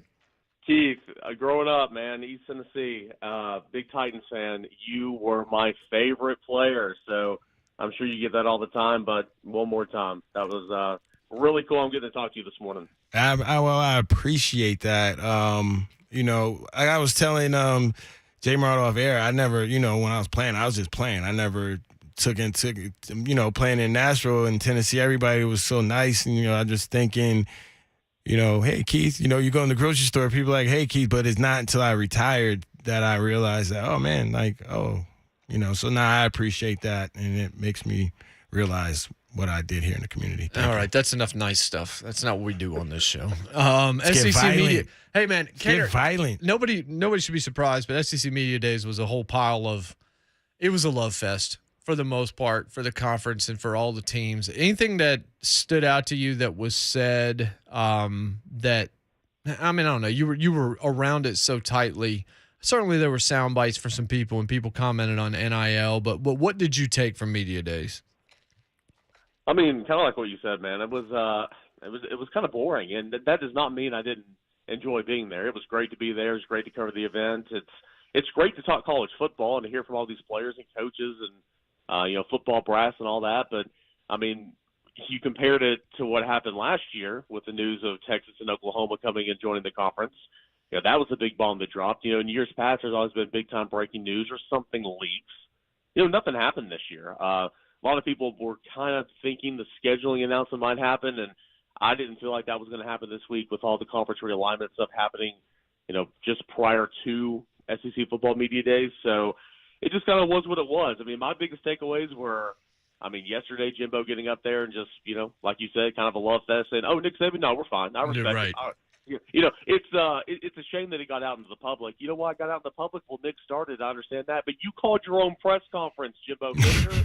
Like, come on, man. Like, what are you talking about here? So I thought that was funny. Brian Harsin asked about the investigation and all that, basically saying, look, it was uncomfortable. There was attacks on me, my family, my program. It was not great, and it didn't work. And I thought that might have been the best soundbite of the entire week. So, it had its moments, but overall it was kind of ho-hum, to be completely honest. What sucks about it is I like what Harsin said, and it doesn't matter. He's still out of there after this year, right? Exactly. I mean, I don't know how – I cover recruiting, and I don't know how, Auburn's in it with some of these recruits. And, maybe in the back of their mind that they have them in the top 3, top 5 or whatever. But if I'm a student athlete, if I'm a prospective student athlete, I mean, I can't have Auburn, high up there because stability. It's a sinking ship right now. Yeah, I mean, that's the thing. Like, I saw they were dead last in SEC in recruiting. Ramon's like, how's Auburn dead last? I'm like, well, why would you go there? You don't know who the coach is going to be. Yeah. You're being recruited into a system that could change at a moment's notice, and you've got alumni who are willing to play acupuncturist and backstab left and right. So, I mean, like, it's just it's a toxic spot. Like, why would I want my kid to go be a part of that? Yeah, exactly. And again, I'm not saying that Brian Harsin's a saint. I'm not saying that he's we don't know. That should be, have no blame here. But that whole situation, it was messed up. And then for him to be retained and to try to go out there and answer questions from the media, go and coach a football season, try to recruit these kids, it's a mess. But hey, that's college football, and it gives people like us things to talk about. It's awesome. So let's say you're not in the facility, right? You're not actually at your table where you're broadcasting. Maybe you're getting a cup of coffee. Maybe you're walking from your hotel room. Could you still hear Ron Slay, regardless of where you were located at that moment? Man, I love me some Ron Slay. We all do. Everybody else. VFL. We were 2 tables down. Oh, Lord. And if I was 30 tables down, I could hear my boy Ron Slay getting after it. The Boom Boom Room. Everybody they interview, which, we all interviewed probably, 50. We interviewed tons and tons of people. Every single person that came to that table entered the Boom Boom Room. Lock them in. Everybody on Radio Row, everybody in the CNN Center, everybody at Mercedes-Benz Dome, they heard when someone entered the Boom Boom Room. So it was awesome, man. They did some great content. They got a really, really good joke out of Heupel. Yeah, that was a great line by Heupel. Yeah. That was good. So it was good catching up with those guys for sure.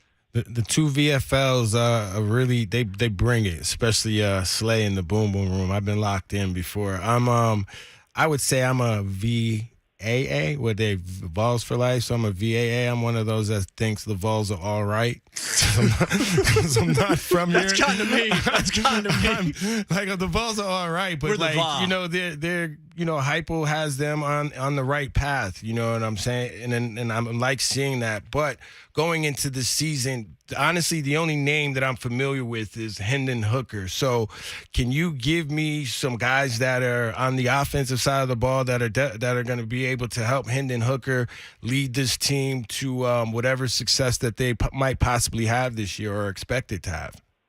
Yeah, absolutely. I mean, it starts with the guy you mentioned. Hendon Hooker, of course, is in my opinion, one of the better quarterbacks not only in the SEC but one of the most efficient quarterbacks in the country. So it starts with him. His wide receiver, the preseason All-American by some plaudits, preseason All-SEC, Cedric Tillman. That's a name that no one knew. And that's the thing about, Heupel and coming in last year. Hendon Hooker was pretty much a nobody at Virginia Tech. Cedric Tillman caught 8 passes for 40 yards or whatever in 3 years before last year, and then he was a 1,000-yard receiver. So Cedric Tillman at wide receiver is a guy that you're going to know. Tennessee lost 2 wide receivers last year who put up some big-time numbers. So you might know a Jalen Hyatt by the end of the season, maybe a Brew McCoy.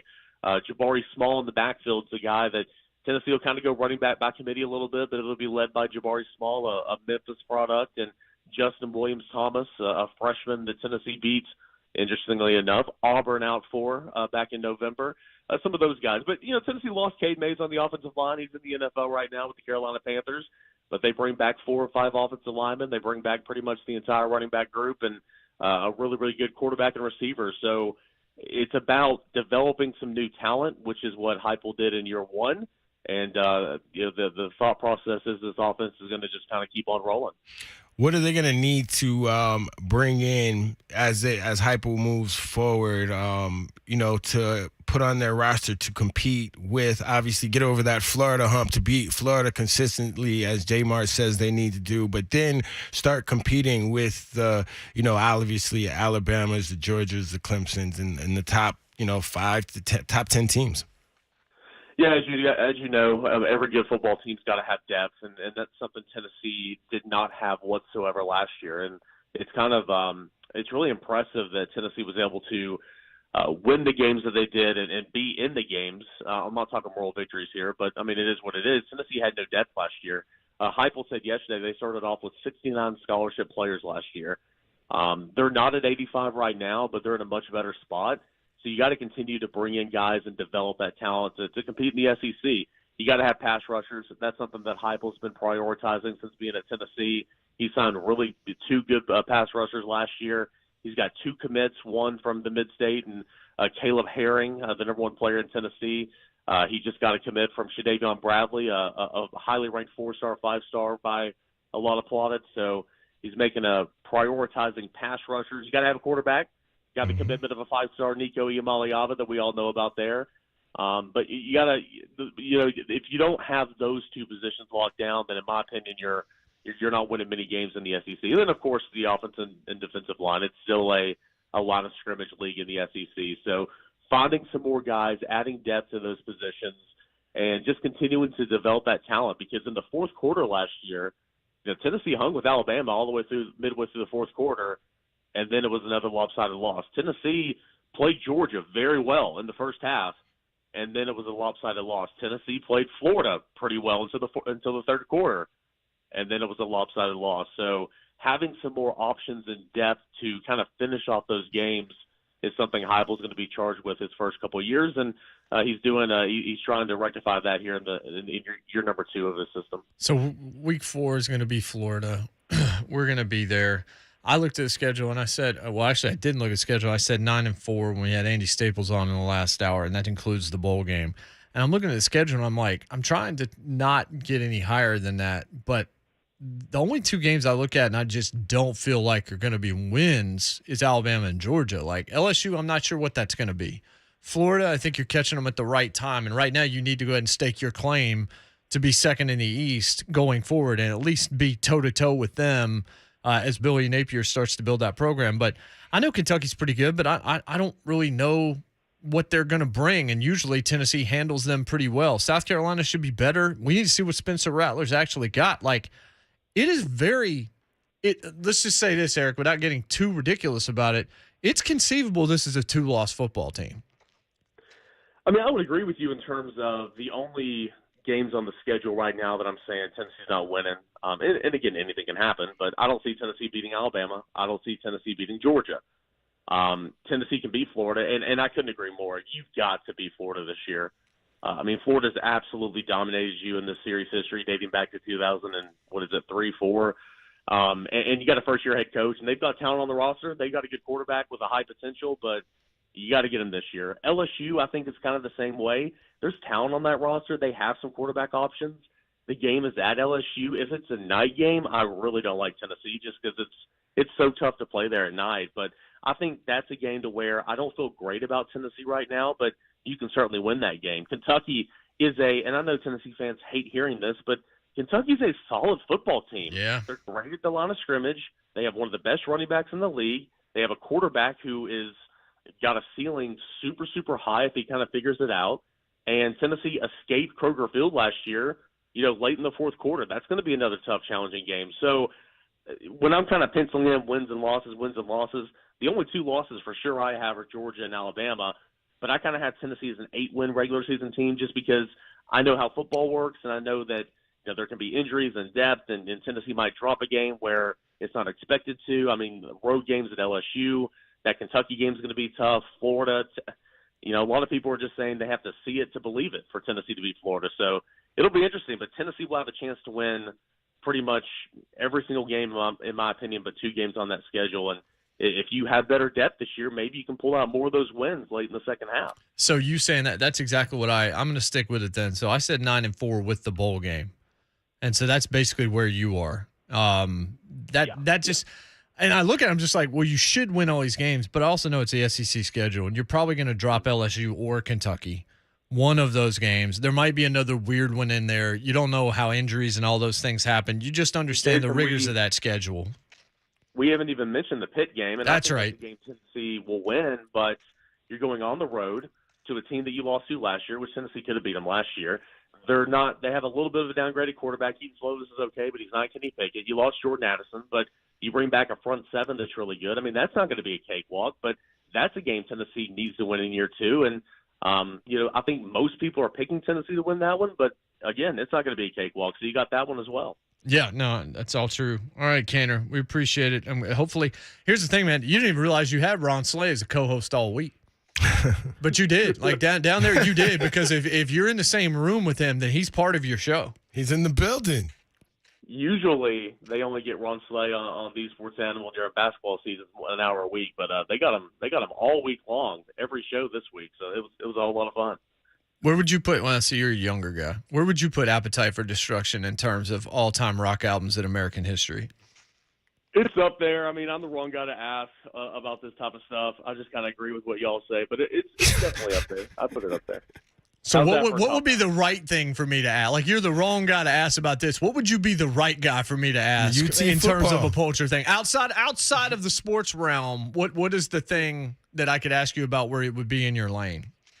Okay, well, I know you said outside the sports realm, but anything Atlanta Braves baseball. But Star Wars. I was going to say Star Wars. I was definitely going to say Star Wars.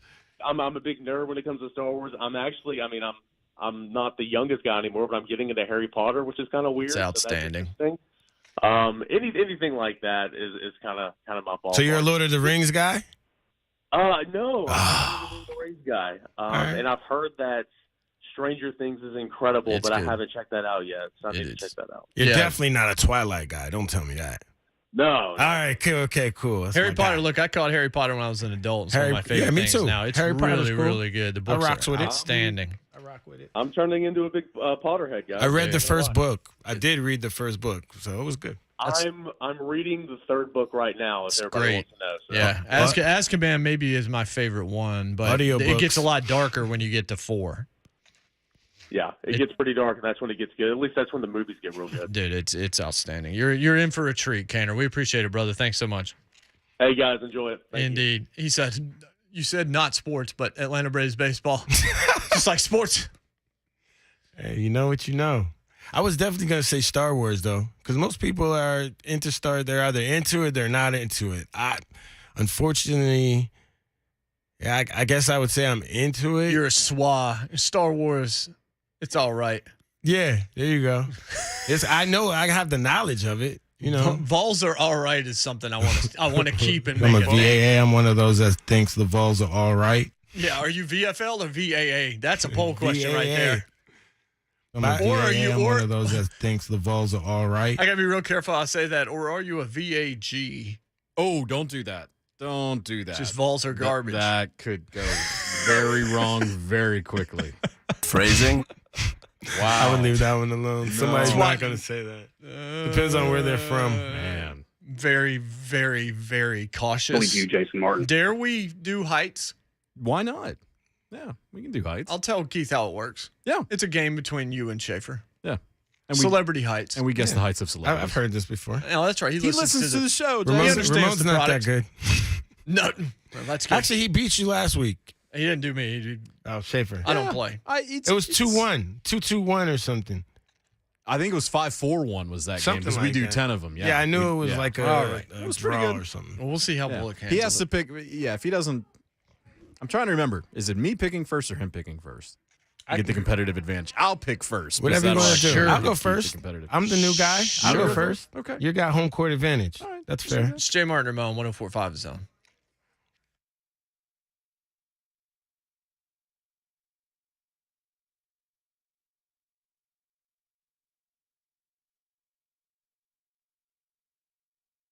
As leaders in disaster cleanup and restoration, the pros at Servpro are prepared for anything. Like when a relief valve on your water heater fails and it pours gallons of water into your finished basement. Servpro is prepared for it. Or when an electrical shortage in your office causes extensive smoke and water damage, Servpro is prepared for that too. Or a musty odor indicates you might have a mold problem. Servpro is prepared for it. You need a lot more than help sometimes cleaning up, and that's why Servpro is your one-stop shop when disaster strikes. Not only do they have the equipment and expertise to clean up damage from fire, water, or mold, but they also offer variety construction services ranging from drywall patching and document drawing all the way to complete structure rebuilds. There's just one call you need to make to bring your home or business back as good as new and as soon as possible. So if you're in need of cleanup from fire, water, or any unpleasant event, Servpro is always ready to help. Call Servpro and the official downtown Nashville operators at 800 Servpro to see how we can help you get back to like it never even happened. The number is 800 SERVPRO. Servpro, cleaning, restoration, construction. Franchises are independently owned and operated.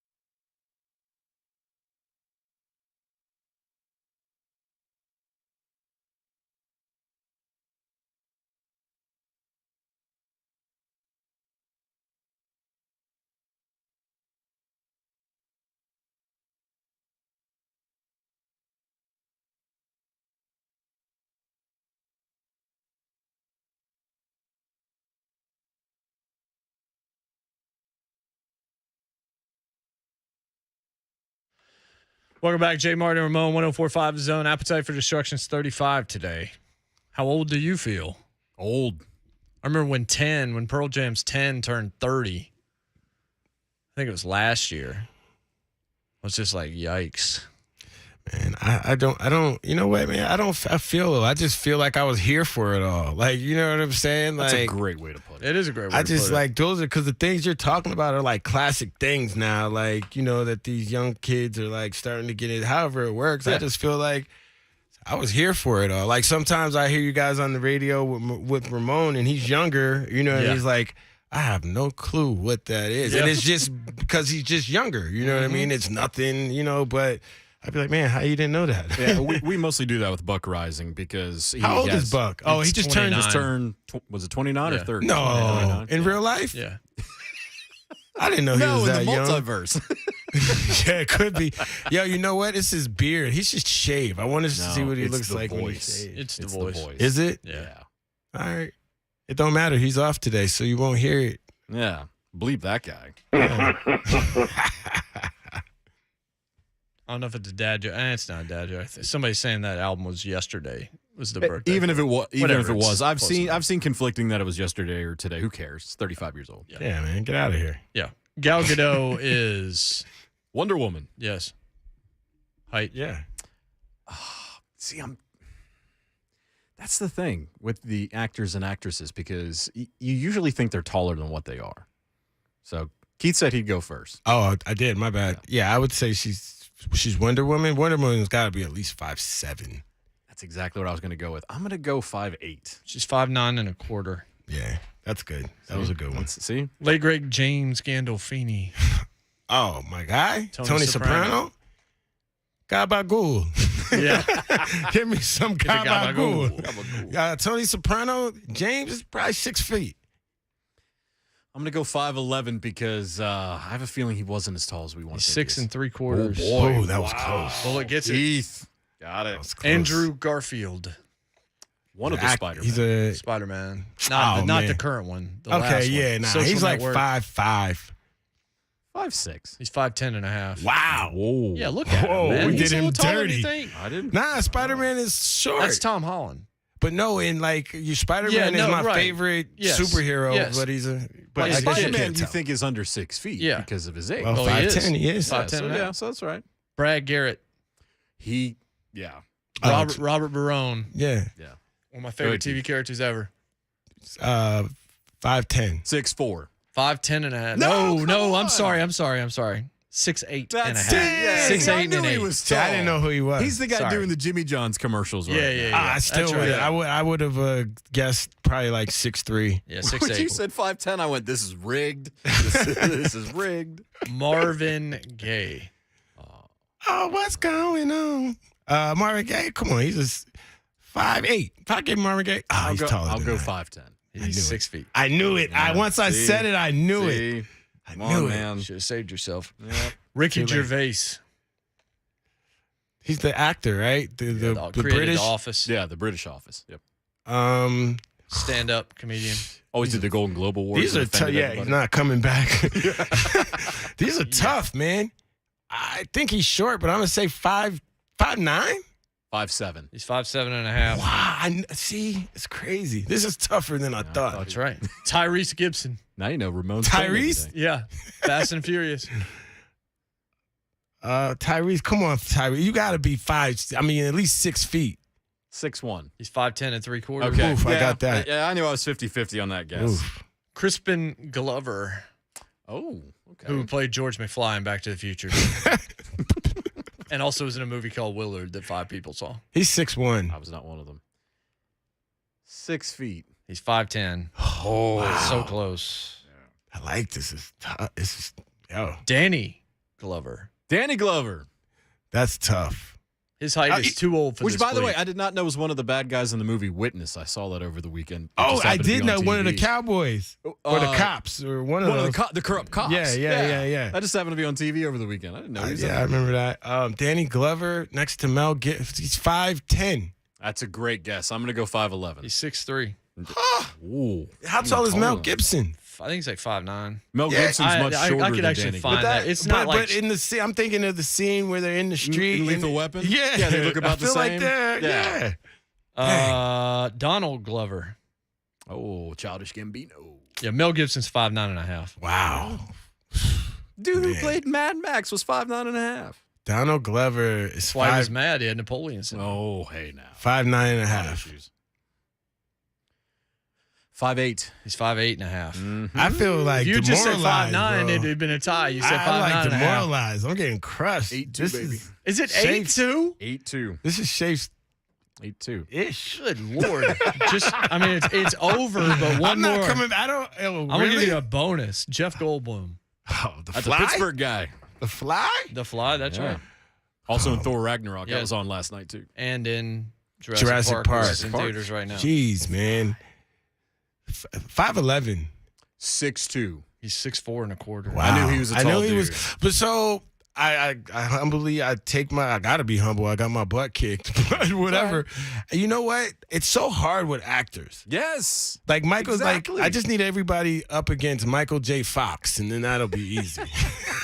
Taller than him. That's how tall it He was is. like, what, 5'4"? Yo, it's tough. 5'5"? Like That's why it's a game. it's yeah. Because it's interesting. I because see of why that. you don't play because you And know it's you're also gonna why lose. you have the advantage That's not if you why I pick don't second. play.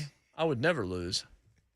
Well, I'm if just you- kidding. yeah. No, That's I'm never tough. going to play because. Hey, don't tell Ramon you beat me that bad. You have a slight advantage if you pick second. A slight advantage. Yeah, because you can kind of. Because then you're basically 50-50 in either direction. That's right. You know what? I just feel I wanted to go first because I've heard this game before, and I Yeah. feel like the people that you say, like Yeah. in my car, I know how tall they are. Like, oh, I was gonna say that. Mr. Monday Night shrinking in the spotlight. Teresa Walker, I bet she would kill in height. She'll join us in about 20 minutes. Too bad she doesn't have Apologies to Cumulus. We should actually be starting the next hour right about now. Yeah. It's Jay Martin Gonna get an 104.5 email. The Zone.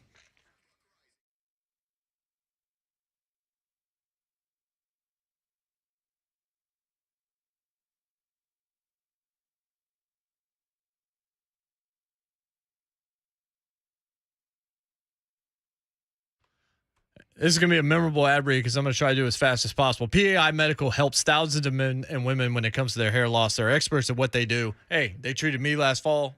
I'm going to probably use them again, and I'm doing the laser treatments a couple times a week as well. You should. Surgical procedures, they got them. Non-surgical solutions, they got them. Cost, how about affordable payment plans to fit anyone's budget? It's your hair. It's your stuff. It's not overnight. It's not in a can. It's legit. PI Medical's been here for over 25 years. All they do is hair. They're the very best at it. Call them today just like I did. 615-376-6010. 376-6010. Get the bounce back in your step. Get the confidence you've been lacking. Look like you looked in those photos 10 years ago when you really loved yourself. Get them online as well. WeGrowHair.com. That's WeGrowHair.com.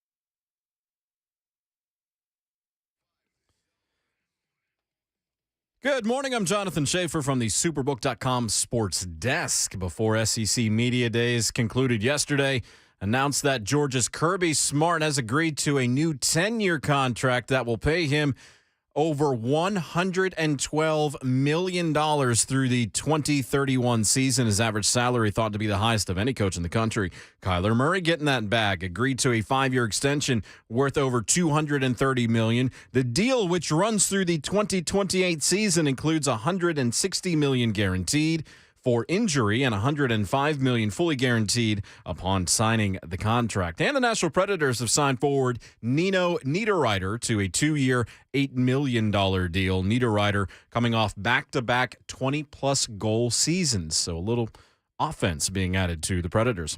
Wrong Foundation Repair and Waterproofing needs. Visit USSTN.com. Breaking news at once on your Over the Titans and the Vols. This is 104.5 The Zone.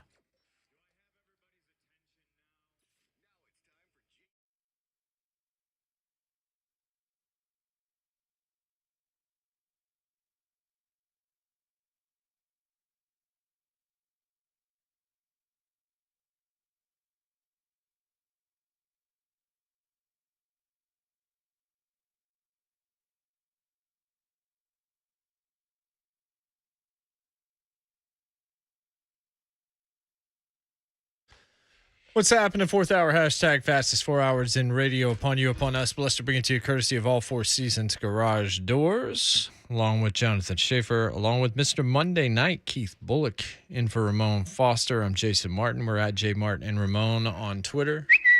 What are the polls today, Schaefer?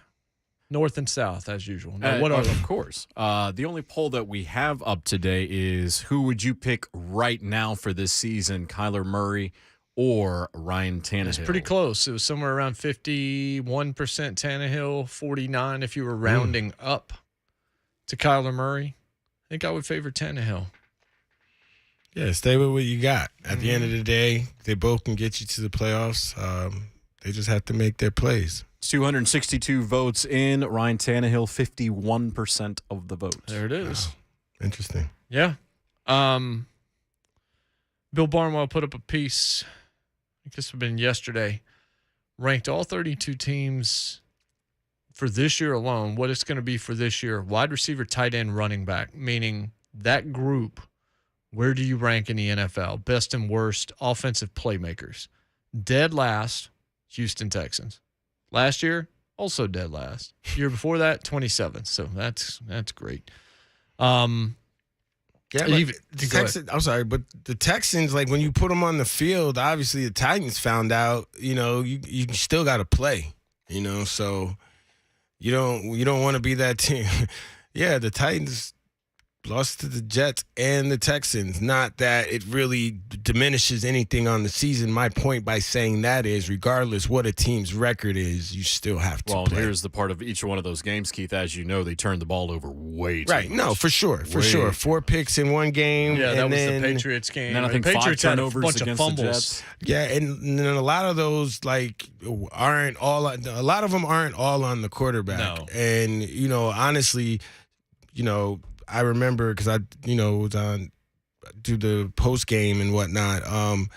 Yeah, they have to get better in certain positions, and wide receiver is one of them. Yes. I felt like last year a lot of wide receivers, like a lot of times, the wide receivers would put Tannehill in a bad situation because they didn't finish routes or they didn't run the decoy route that they needed to run, and there might be interfering in the primary route and all those different things. And I think, of course, Coach Rob Morrow do a great job of ironing that out. This is only performance in 2022. Barnwell says money and long-term performance don't matter. We're considering how a player would be expected to perform during the season in 2022. And I like that because I don't care what's going to happen 2 to 3 years from now. I think you got to worry about what's happening now because so many things change. To Andy Staples' point, nobody thought Lincoln Riley and Brian Kelly were both going to be in different jobs, but yet here we find ourselves. I don't think anybody saw Tyreek Hill being a Dolphin this year either. Until we woke up on a Monday and all of a sudden find out, and before the end of that day, he's a Dolphin. I didn't think many people thought Devontae Adams was probably going to leave either, less so, but it's the same kind of deal. Injury history, holdouts, and suspensions matter. Wide receivers more heavily weighted than running backs or tight ends, because wide receivers now become that position. It's quarterback and then it's wide receiver. Efficiency is also taken into consideration. So Houston's 32. Chicago is 31. I feel bad for Justin Fields because they didn't do anything for him in the draft. Well, they got him Velus Jones. I think Velus Jones can help, but he's not a number one wide receiver. They were ranked 26th last year, 28th the year before. Giants are 30th. They were 16th last year. So the bloom was off that rose. They've got a new head coach. Green Bay was 11th last year. They're 29th. That's what happens when you lose Devontae Adams and MVS. Jacksonville's 28. So there's two of your AFC South teams in the bottom five. Last year they were 25th. They were 31st the year before that. They spent a lot of money, but did they spend good money? I guess we'll find out. I like their quarterback, but we got to find out what that looks like with a head coach. Atlanta's 27.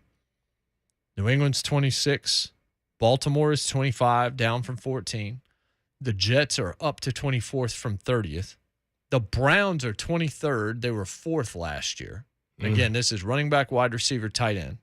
So that's what Odell and core position, core skills. Commanders 22, Saints 21, Colts 20. They were 28th last year. Titans 19th. Last year the Titans were 3rd. The year before they were 22nd. So is this based off the year before or right now? It's based on what this season is going to look like, ranking those units. So the Titans were 3rd last year. What led them to believe that the tight end position was as solid as, to give them that number 3 rank? Because, I can wide receiver, running back. That's probably it. I don't think they gave much credence to tight end, but they even said we weight wide receiver heavier, and you had Julio. Right. So you had Julio and AJ Brown. Yeah, no, I understand that for sure. I think that's probably why. Yeah. That plus Derrick Henry. And you're going to have all 3 of those guys on the you were expected to have all 3 of those guys on the field more than not. So Barnwell writes, which version of Henry shows up in 22? He gobbled up volume while maintaining a rare level of efficiency in 19 and 20, but his per carry numbers had dropped to league average even before the right foot broke. History is not optimistic about players with that sort of workload after they fall off. For a team that runs the ball as often as Tennessee, the backfield is Dontrell Hilliard and Hassan Haskins. On top of those questions, you're starting over basically at wide receiver because Julio is gone, Robert Woods is in, A.J. Brown is gone. They say what amounted to a swap for first-rounder Treylon Burks. Again, every time I read that, I feel bad for Treylon Burks because it's not really fair to do that to him this fast. It says, we're not considering the financial benefits of deals, so while the Titans clearly felt they could save money and get a similar sort of prospect, it'd be a surprise if Burks matched Brown's level of play as a rookie. And then they say they like the move for Woods, which so did I. I think we all like that move. And then you've got NWI that doesn't get talked about enough to be – he's 3rd and maybe he's more of a 4 on a championship-level team, but – I think NWI has done a lot of good things for the team also. He has, and he has, for sure. He's one that needs to become more efficient. He needs to get, run better routes. He needs to, he's someone that might, need to stick close to a Robert Woods and learn how to become a number 2. You think of him as a number 4 now, but no, he needs to become a number 2. There should be a sense of urgency with him in order for this team to have success. Nick Westbrook-Akina is one of those guys that the first half of the year, he should have a big season because, one, there's no AJ and no Julio. He's really the last man that's on the shelf from last year. Probably some hangovers, but with that being said, you can't expect Treylon Burks to just come and ball out. And it's quite possible that he does. He could be put into the game plan. If there's no hiccups in the preseason and during training camp, he could be thrusted and put into the game plan and be work him in however it works. If he's the big play guy like he's supposed to be, in the beginning of the year, no one's going to really pay attention to him, okay? In the meeting room, they'll be like, okay, you got the first rounder. And they're going to put it on one of their corners to stop this kid until this kid shows that, you better put a double team on me or you're going to get this every single week. And until that happens, the Titans don't scare anyone from a wide receiver standpoint. We know Derrick Henry is going to do Derrick Henry things regardless. But as a defensive coordinator, I'm putting 9 in the box, playing man-to-man. You beat me at wide receiver 2, or from your tight end position because, until it's shown you can do that, I don't believe you. Derrick Henry, I believe, will run over my whole defense. Right. So it says NWI, the third wideout in this offense, produced like MVS on a per-snap basis. I like the move to trade for Woods. Also like getting Austin Hooper for a fraction of what he cost in Cleveland. Then it says this to end. This is how Barnwell ends this. All of that's great. A year ago, though, the Titans had 3 players who profiled as superstars. Now they might not have any, meaning that Henry could be on the decline. Certainly you have a rookie that might be your number 1. You've got another guy coming off an ACL that's about to be 30 years old. So I get it.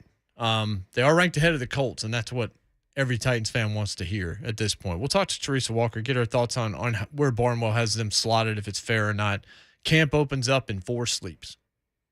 That's it. 4 more sleeps, and we are good to go. And before long, we're having our For the Fam hangout before the Ravens preseason game, where you get to come and hang out with us and watch the game at Bull Patriot Brewing. So if that's not in your calendar yet, probably needs to be in your calendar. 4 sleeps. 4 sleeps Wow. till camp. No sleep till Brooklyn. My family barbecue will be going on Saturday. I always I'll be back home right now, back in New York, and then we always had like a barbecue. My brother always did like a huge, really like a neighborhood barbecue. Mm-hmm. And then I head back to Nashville the next day and let's go. Now you just go to Buc-ee's. You don't need the barbecue. Just go get a bunch of brisket sandwiches, hang out with not just the neighborhood, but the entire country. Teresa Walker, the queen, next here on The Zone.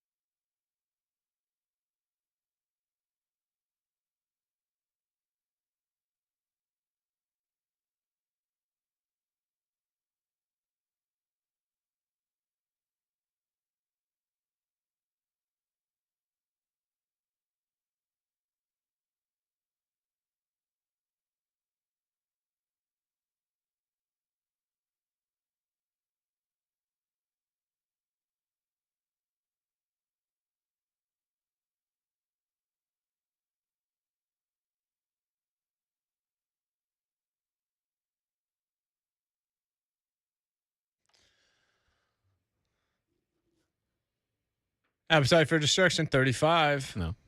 Rocket Queen. You just know the guitar. One of those guitars where like, oh, yeah, I know exactly what that is. There are very few, I think, that really stand out in that way. Even if you have good sound. AC/DC was another one. Yes, sure. it was. Keep naming them. That's why he can't be a top 3. Yeah. It's only iconic. Metallica's another one. That's 3 right there. Yeah. But those are also it could 3 of the still be all-time top best, 3. but yeah. Right, It but could that's still what be I'm top saying. 3, Like, it has to be personal top 3, obviously. Agreed. Teresa She's a for virtuoso, sure. so she knows everything. The Queen, Teresa Walker on the Marchman Real Estate Hotline, of course, of the Associated Press. Teresa, do you think Appetite for Destruction is iconic, or do you think it's fair to say top 3 to 5 American rock album ever or of the generation?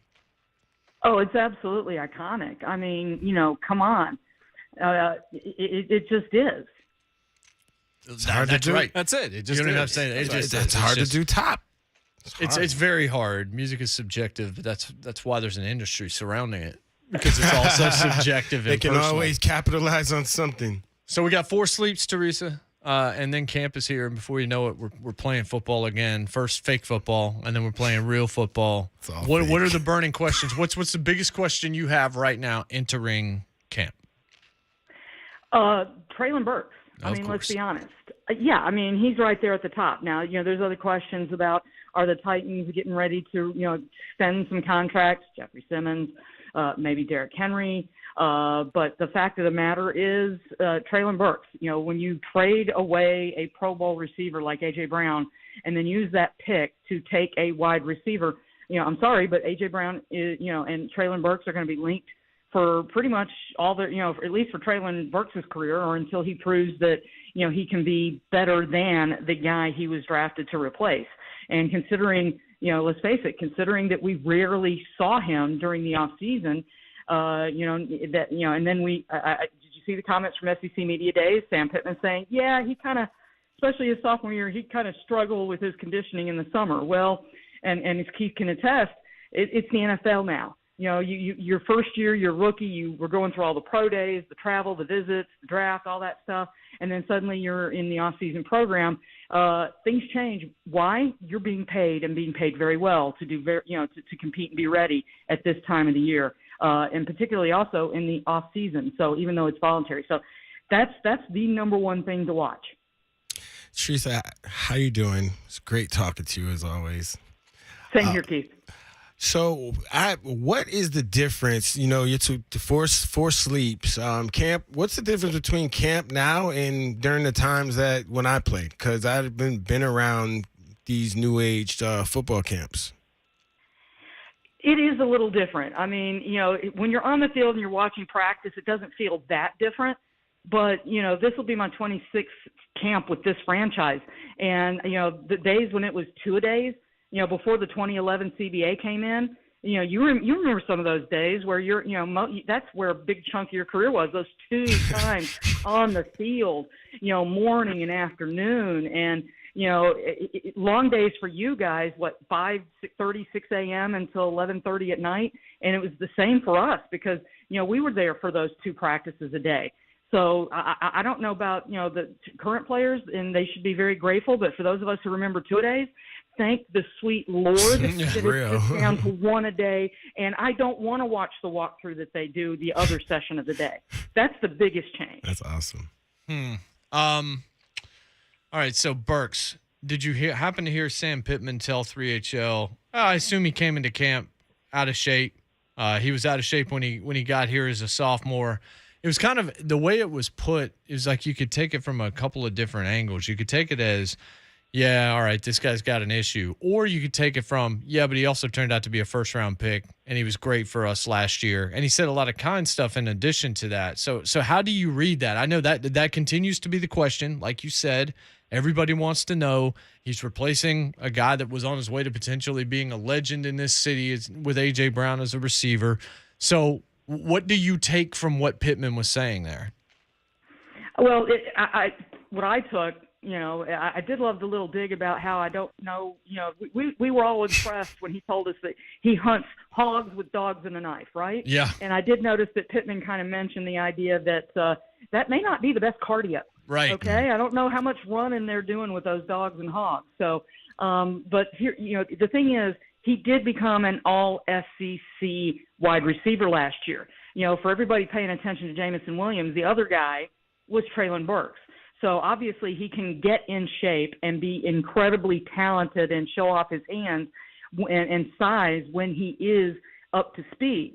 And that's the biggest disconnect, or that's the biggest bridge I think that he's going to have to pass and get over, is that after this season ends, you've got to be ready for next spring. And here's the thing: it's been 5 weeks since we last saw them, and we didn't see much of Traylon Burks. So he's had time to get in shape, and that's what. Besides the conditioning test that he's going to have to pass, and show that he's healthy enough to get on the field, because remember, if he's not healthy enough to get on the field, there's a thing called the PUP list, physically unable to perform.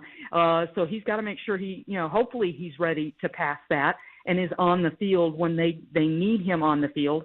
Because here's the thing, Robert Woods, a guy who's still wearing a brace, recovering from an ACL that he tore November 12th, was on the field every day that we were there in this off-season program. So, for Traylon Burks, obviously he can, and guys, and Keith, you remember this way back when you're young, things can come back real quick.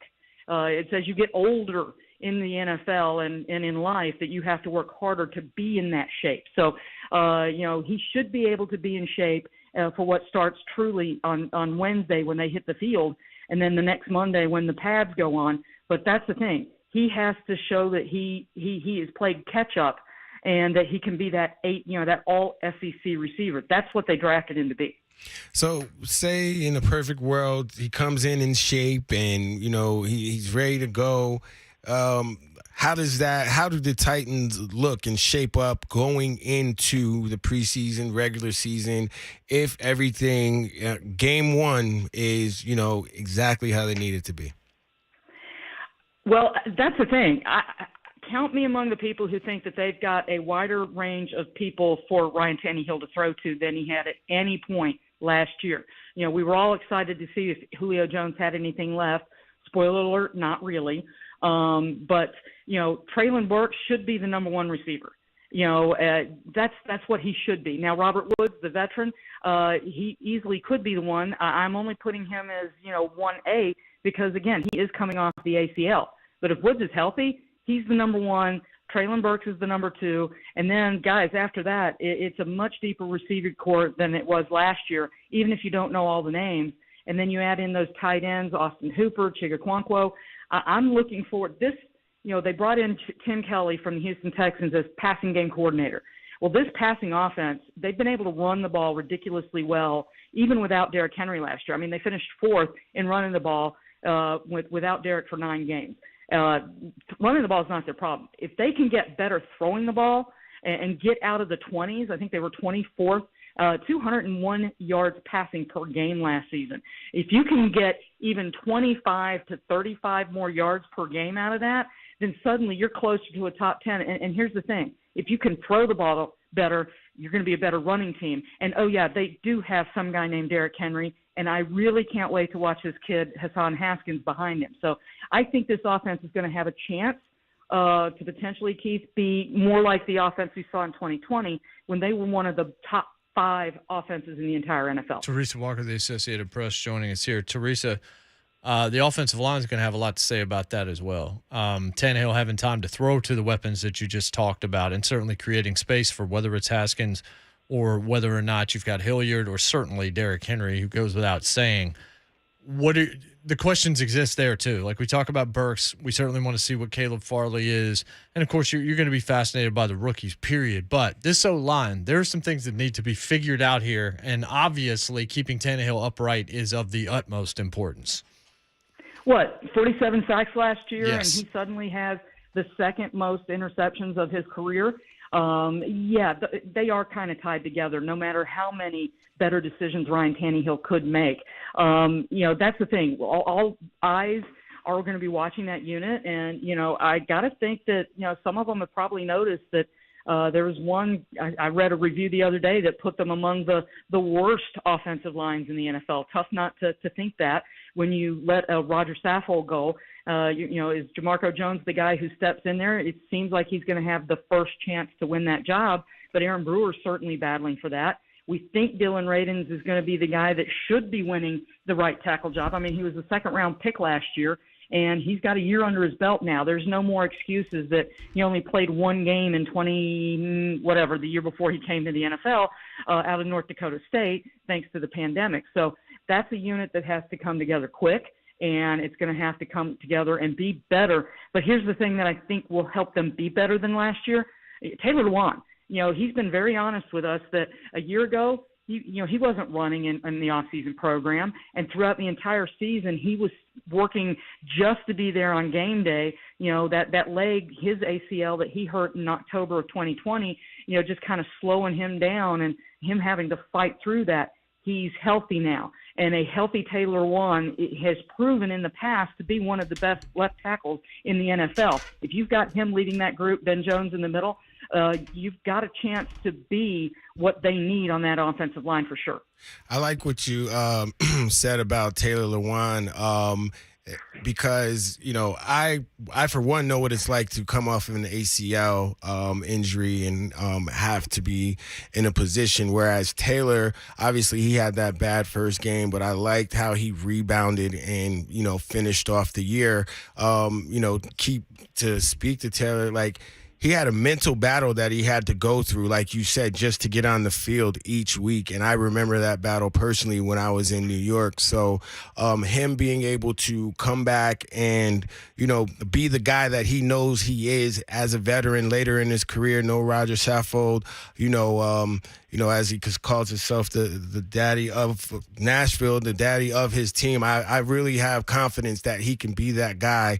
And like you said, be a leader to and for this offensive line, whereas I look at Robert Woods coming into a new situation, off of an ACL. Like you said, he had a knee brace on all during OTAs to be out there to show that he's a leader. I think that he might have a little more trouble. I wanted to ask about the defensive side of the ball.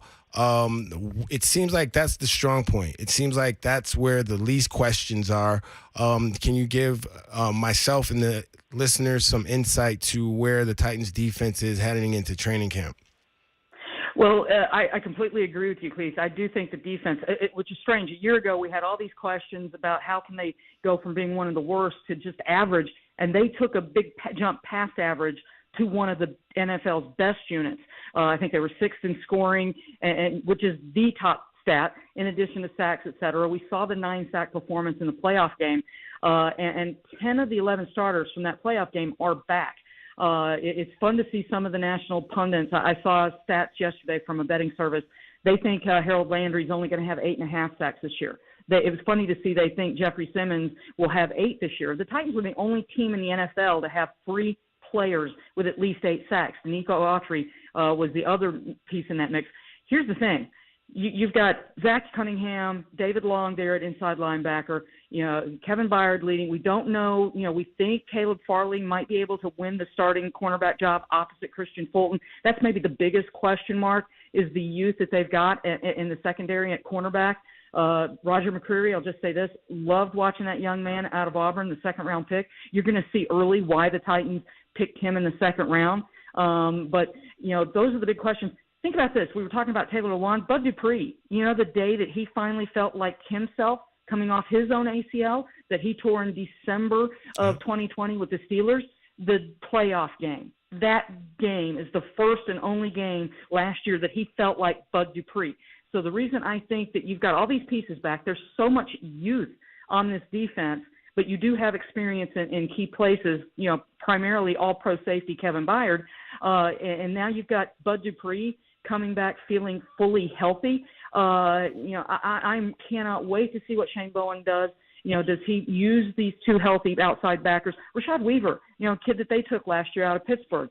He's now healthy, and we get to see what he can do after an injury-disrupted rookie year. So this is a team that, Kevin Byard kind of, the first time he talked to us, he was putting out some bold statements. He's kind of backed off of that, preferring to get to work. But I do think that this is a defense that can help lead them and be, in the top 5 units of the NFL this season, which if you do that and a healthy Derrick Henry for 17 games, guys, I don't know how this team doesn't have a chance to win a 3rd straight AFC South title, something that this franchise has not done since their early days in the old AFL in Houston. So to that point, and I think it'd be very surprising if they were outside the top 10 defensively. I certainly think they could be top 5. There's some questions at linebacker here and there, and then you never know what happens with injuries and all of that kind of thing. But eventually we got to get to the point where winning AFC South isn't the end of the story, Teresa. So all of this is going to be told in January. That's got to be the next thing, right? Like, I mean, what's the ceiling for this group? Like, I don't look at them and say this is a legit contender for a Super Bowl, but I definitely think playoffs again. But eventually Titans fans are like, yeah, this is nice and all, but when are we actually going to take the next step? Oh, trust me, Jason, that's the only question this entire offseason or next season. That until the Titans win again in the playoffs and, yes, get to a Super Bowl, something this franchise has done only once, back in January of 2000, that's what people want. I mean, when I wrote back in May when Ryan Tannehill talked about the deep scars that he had from that playoff loss, trust me, I had a lot of fans telling me on social media, not as deep as mine. So that's exactly where the measuring stick is for this franchise. Only the Kansas City Chiefs have had more consecutive winning seasons than the Titans. They don't want to hear that as fans. They want to show me what you've done lately, and what the lately is a playoff loss to the Cincinnati Bengals. Guys, I was in SoFi Stadium for the Super Bowl, and that's where the Bengals were. That's what makes it even worse. You're thinking, yeah, the Bengals made it to the Super Bowl we should have been playing in? That's the fan mindset. So, yeah, winning the AFC South Division to get a home playoff game, that's going to be a nice thing. Sure.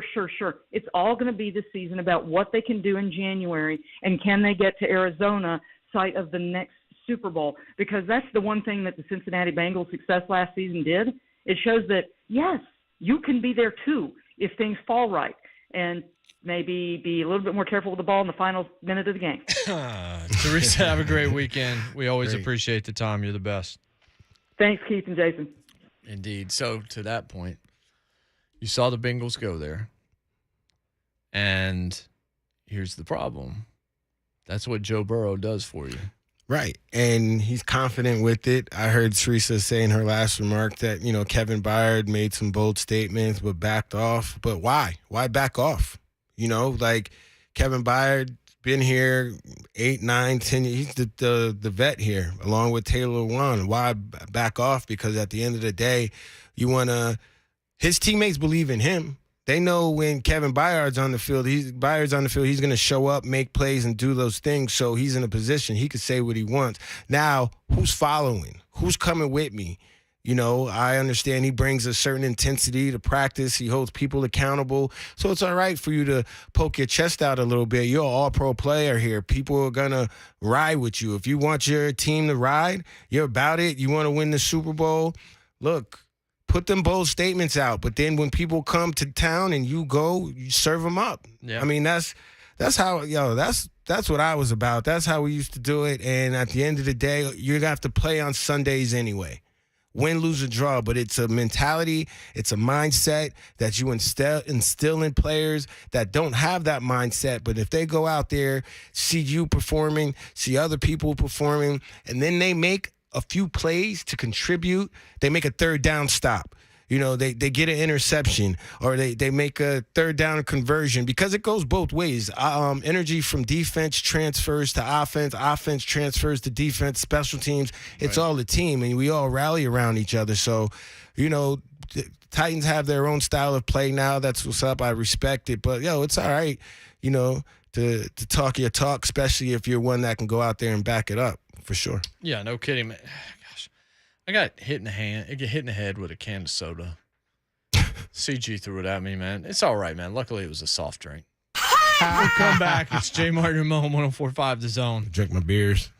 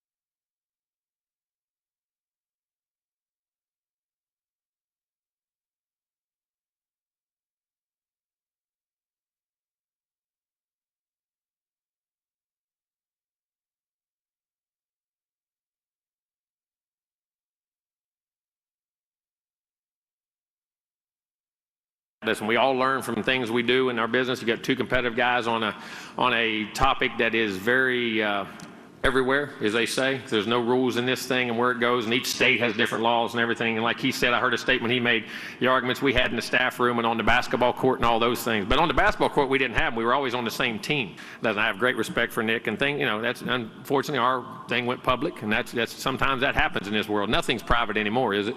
Like he said, he was learned. Hopefully I learn from things we do and say, and we move on from there. But have great respect for them and their program like always. Okay, Jimbo. He was like Patrick Mahomes in the Super Bowl. He ran a lot east to west, didn't get much north to south, trying to avoid the rush.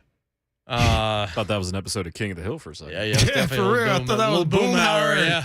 That's why I'll tell you what, man. You know that goddamn thing over there. You know, Nick Saban and I, we got through this thing. I'll tell you what. I want to hear Ben Troop interview Jimbo Fisher. Oh, that'd be fast. Can't do it. That'd be fast. There'd have to be a podcast speed deal where it took it down to like a quarter speed. You'd have to play like you have the other way where it goes like 4x speed. You can listen to a podcast in 5 minutes. I listened to my audio books in one and a half or 1 3/4. Yeah, something like that. I've tried doing that. It just sounds I can't do it because weird. I can't do it either. I fall asleep if it's too slow. Oh really? Yeah. Get to the point, man. Hey, what did baby corn say to mama corn? No. Where's popcorn? It's pretty good. It's well done. I got a junk food one. What do you call a bear with no teeth? I don't know. Gummy bear. Why do seagulls fly over the sea? I have no Because idea. if they flew over the bay, they'd be bagels.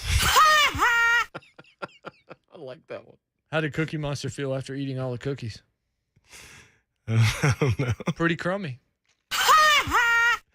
My kid gave me a world's best dad mug. At least I know she inherited my sense of humor. Oh. How do you throw a party in space? I don't know. You plan it. Oh, man. All right. Somebody just said in the chat, how did y'all get paid for this crap? The answer is very carefully. I was gonna contractor.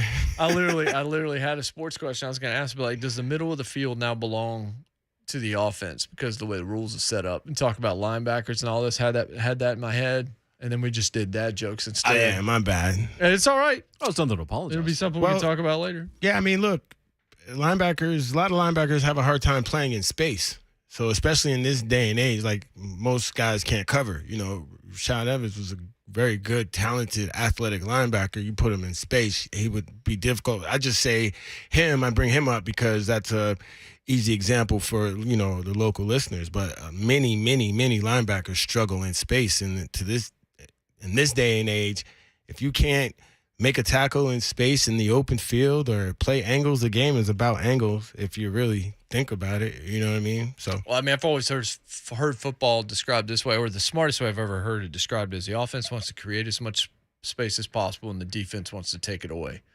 That's generally what it is. Offense wants space for its guys to operate, and defense wants to shorten you up so that Tua can't find guys Alabama open, and that you can stop them. But I think the point about the middle of the field is just the rules have changed to where you can't light guys up the way you once could. The alligator arms stuff from back in the day isn't really a thing anymore because of the way the rules are set up with the way guys used to be able to tee off.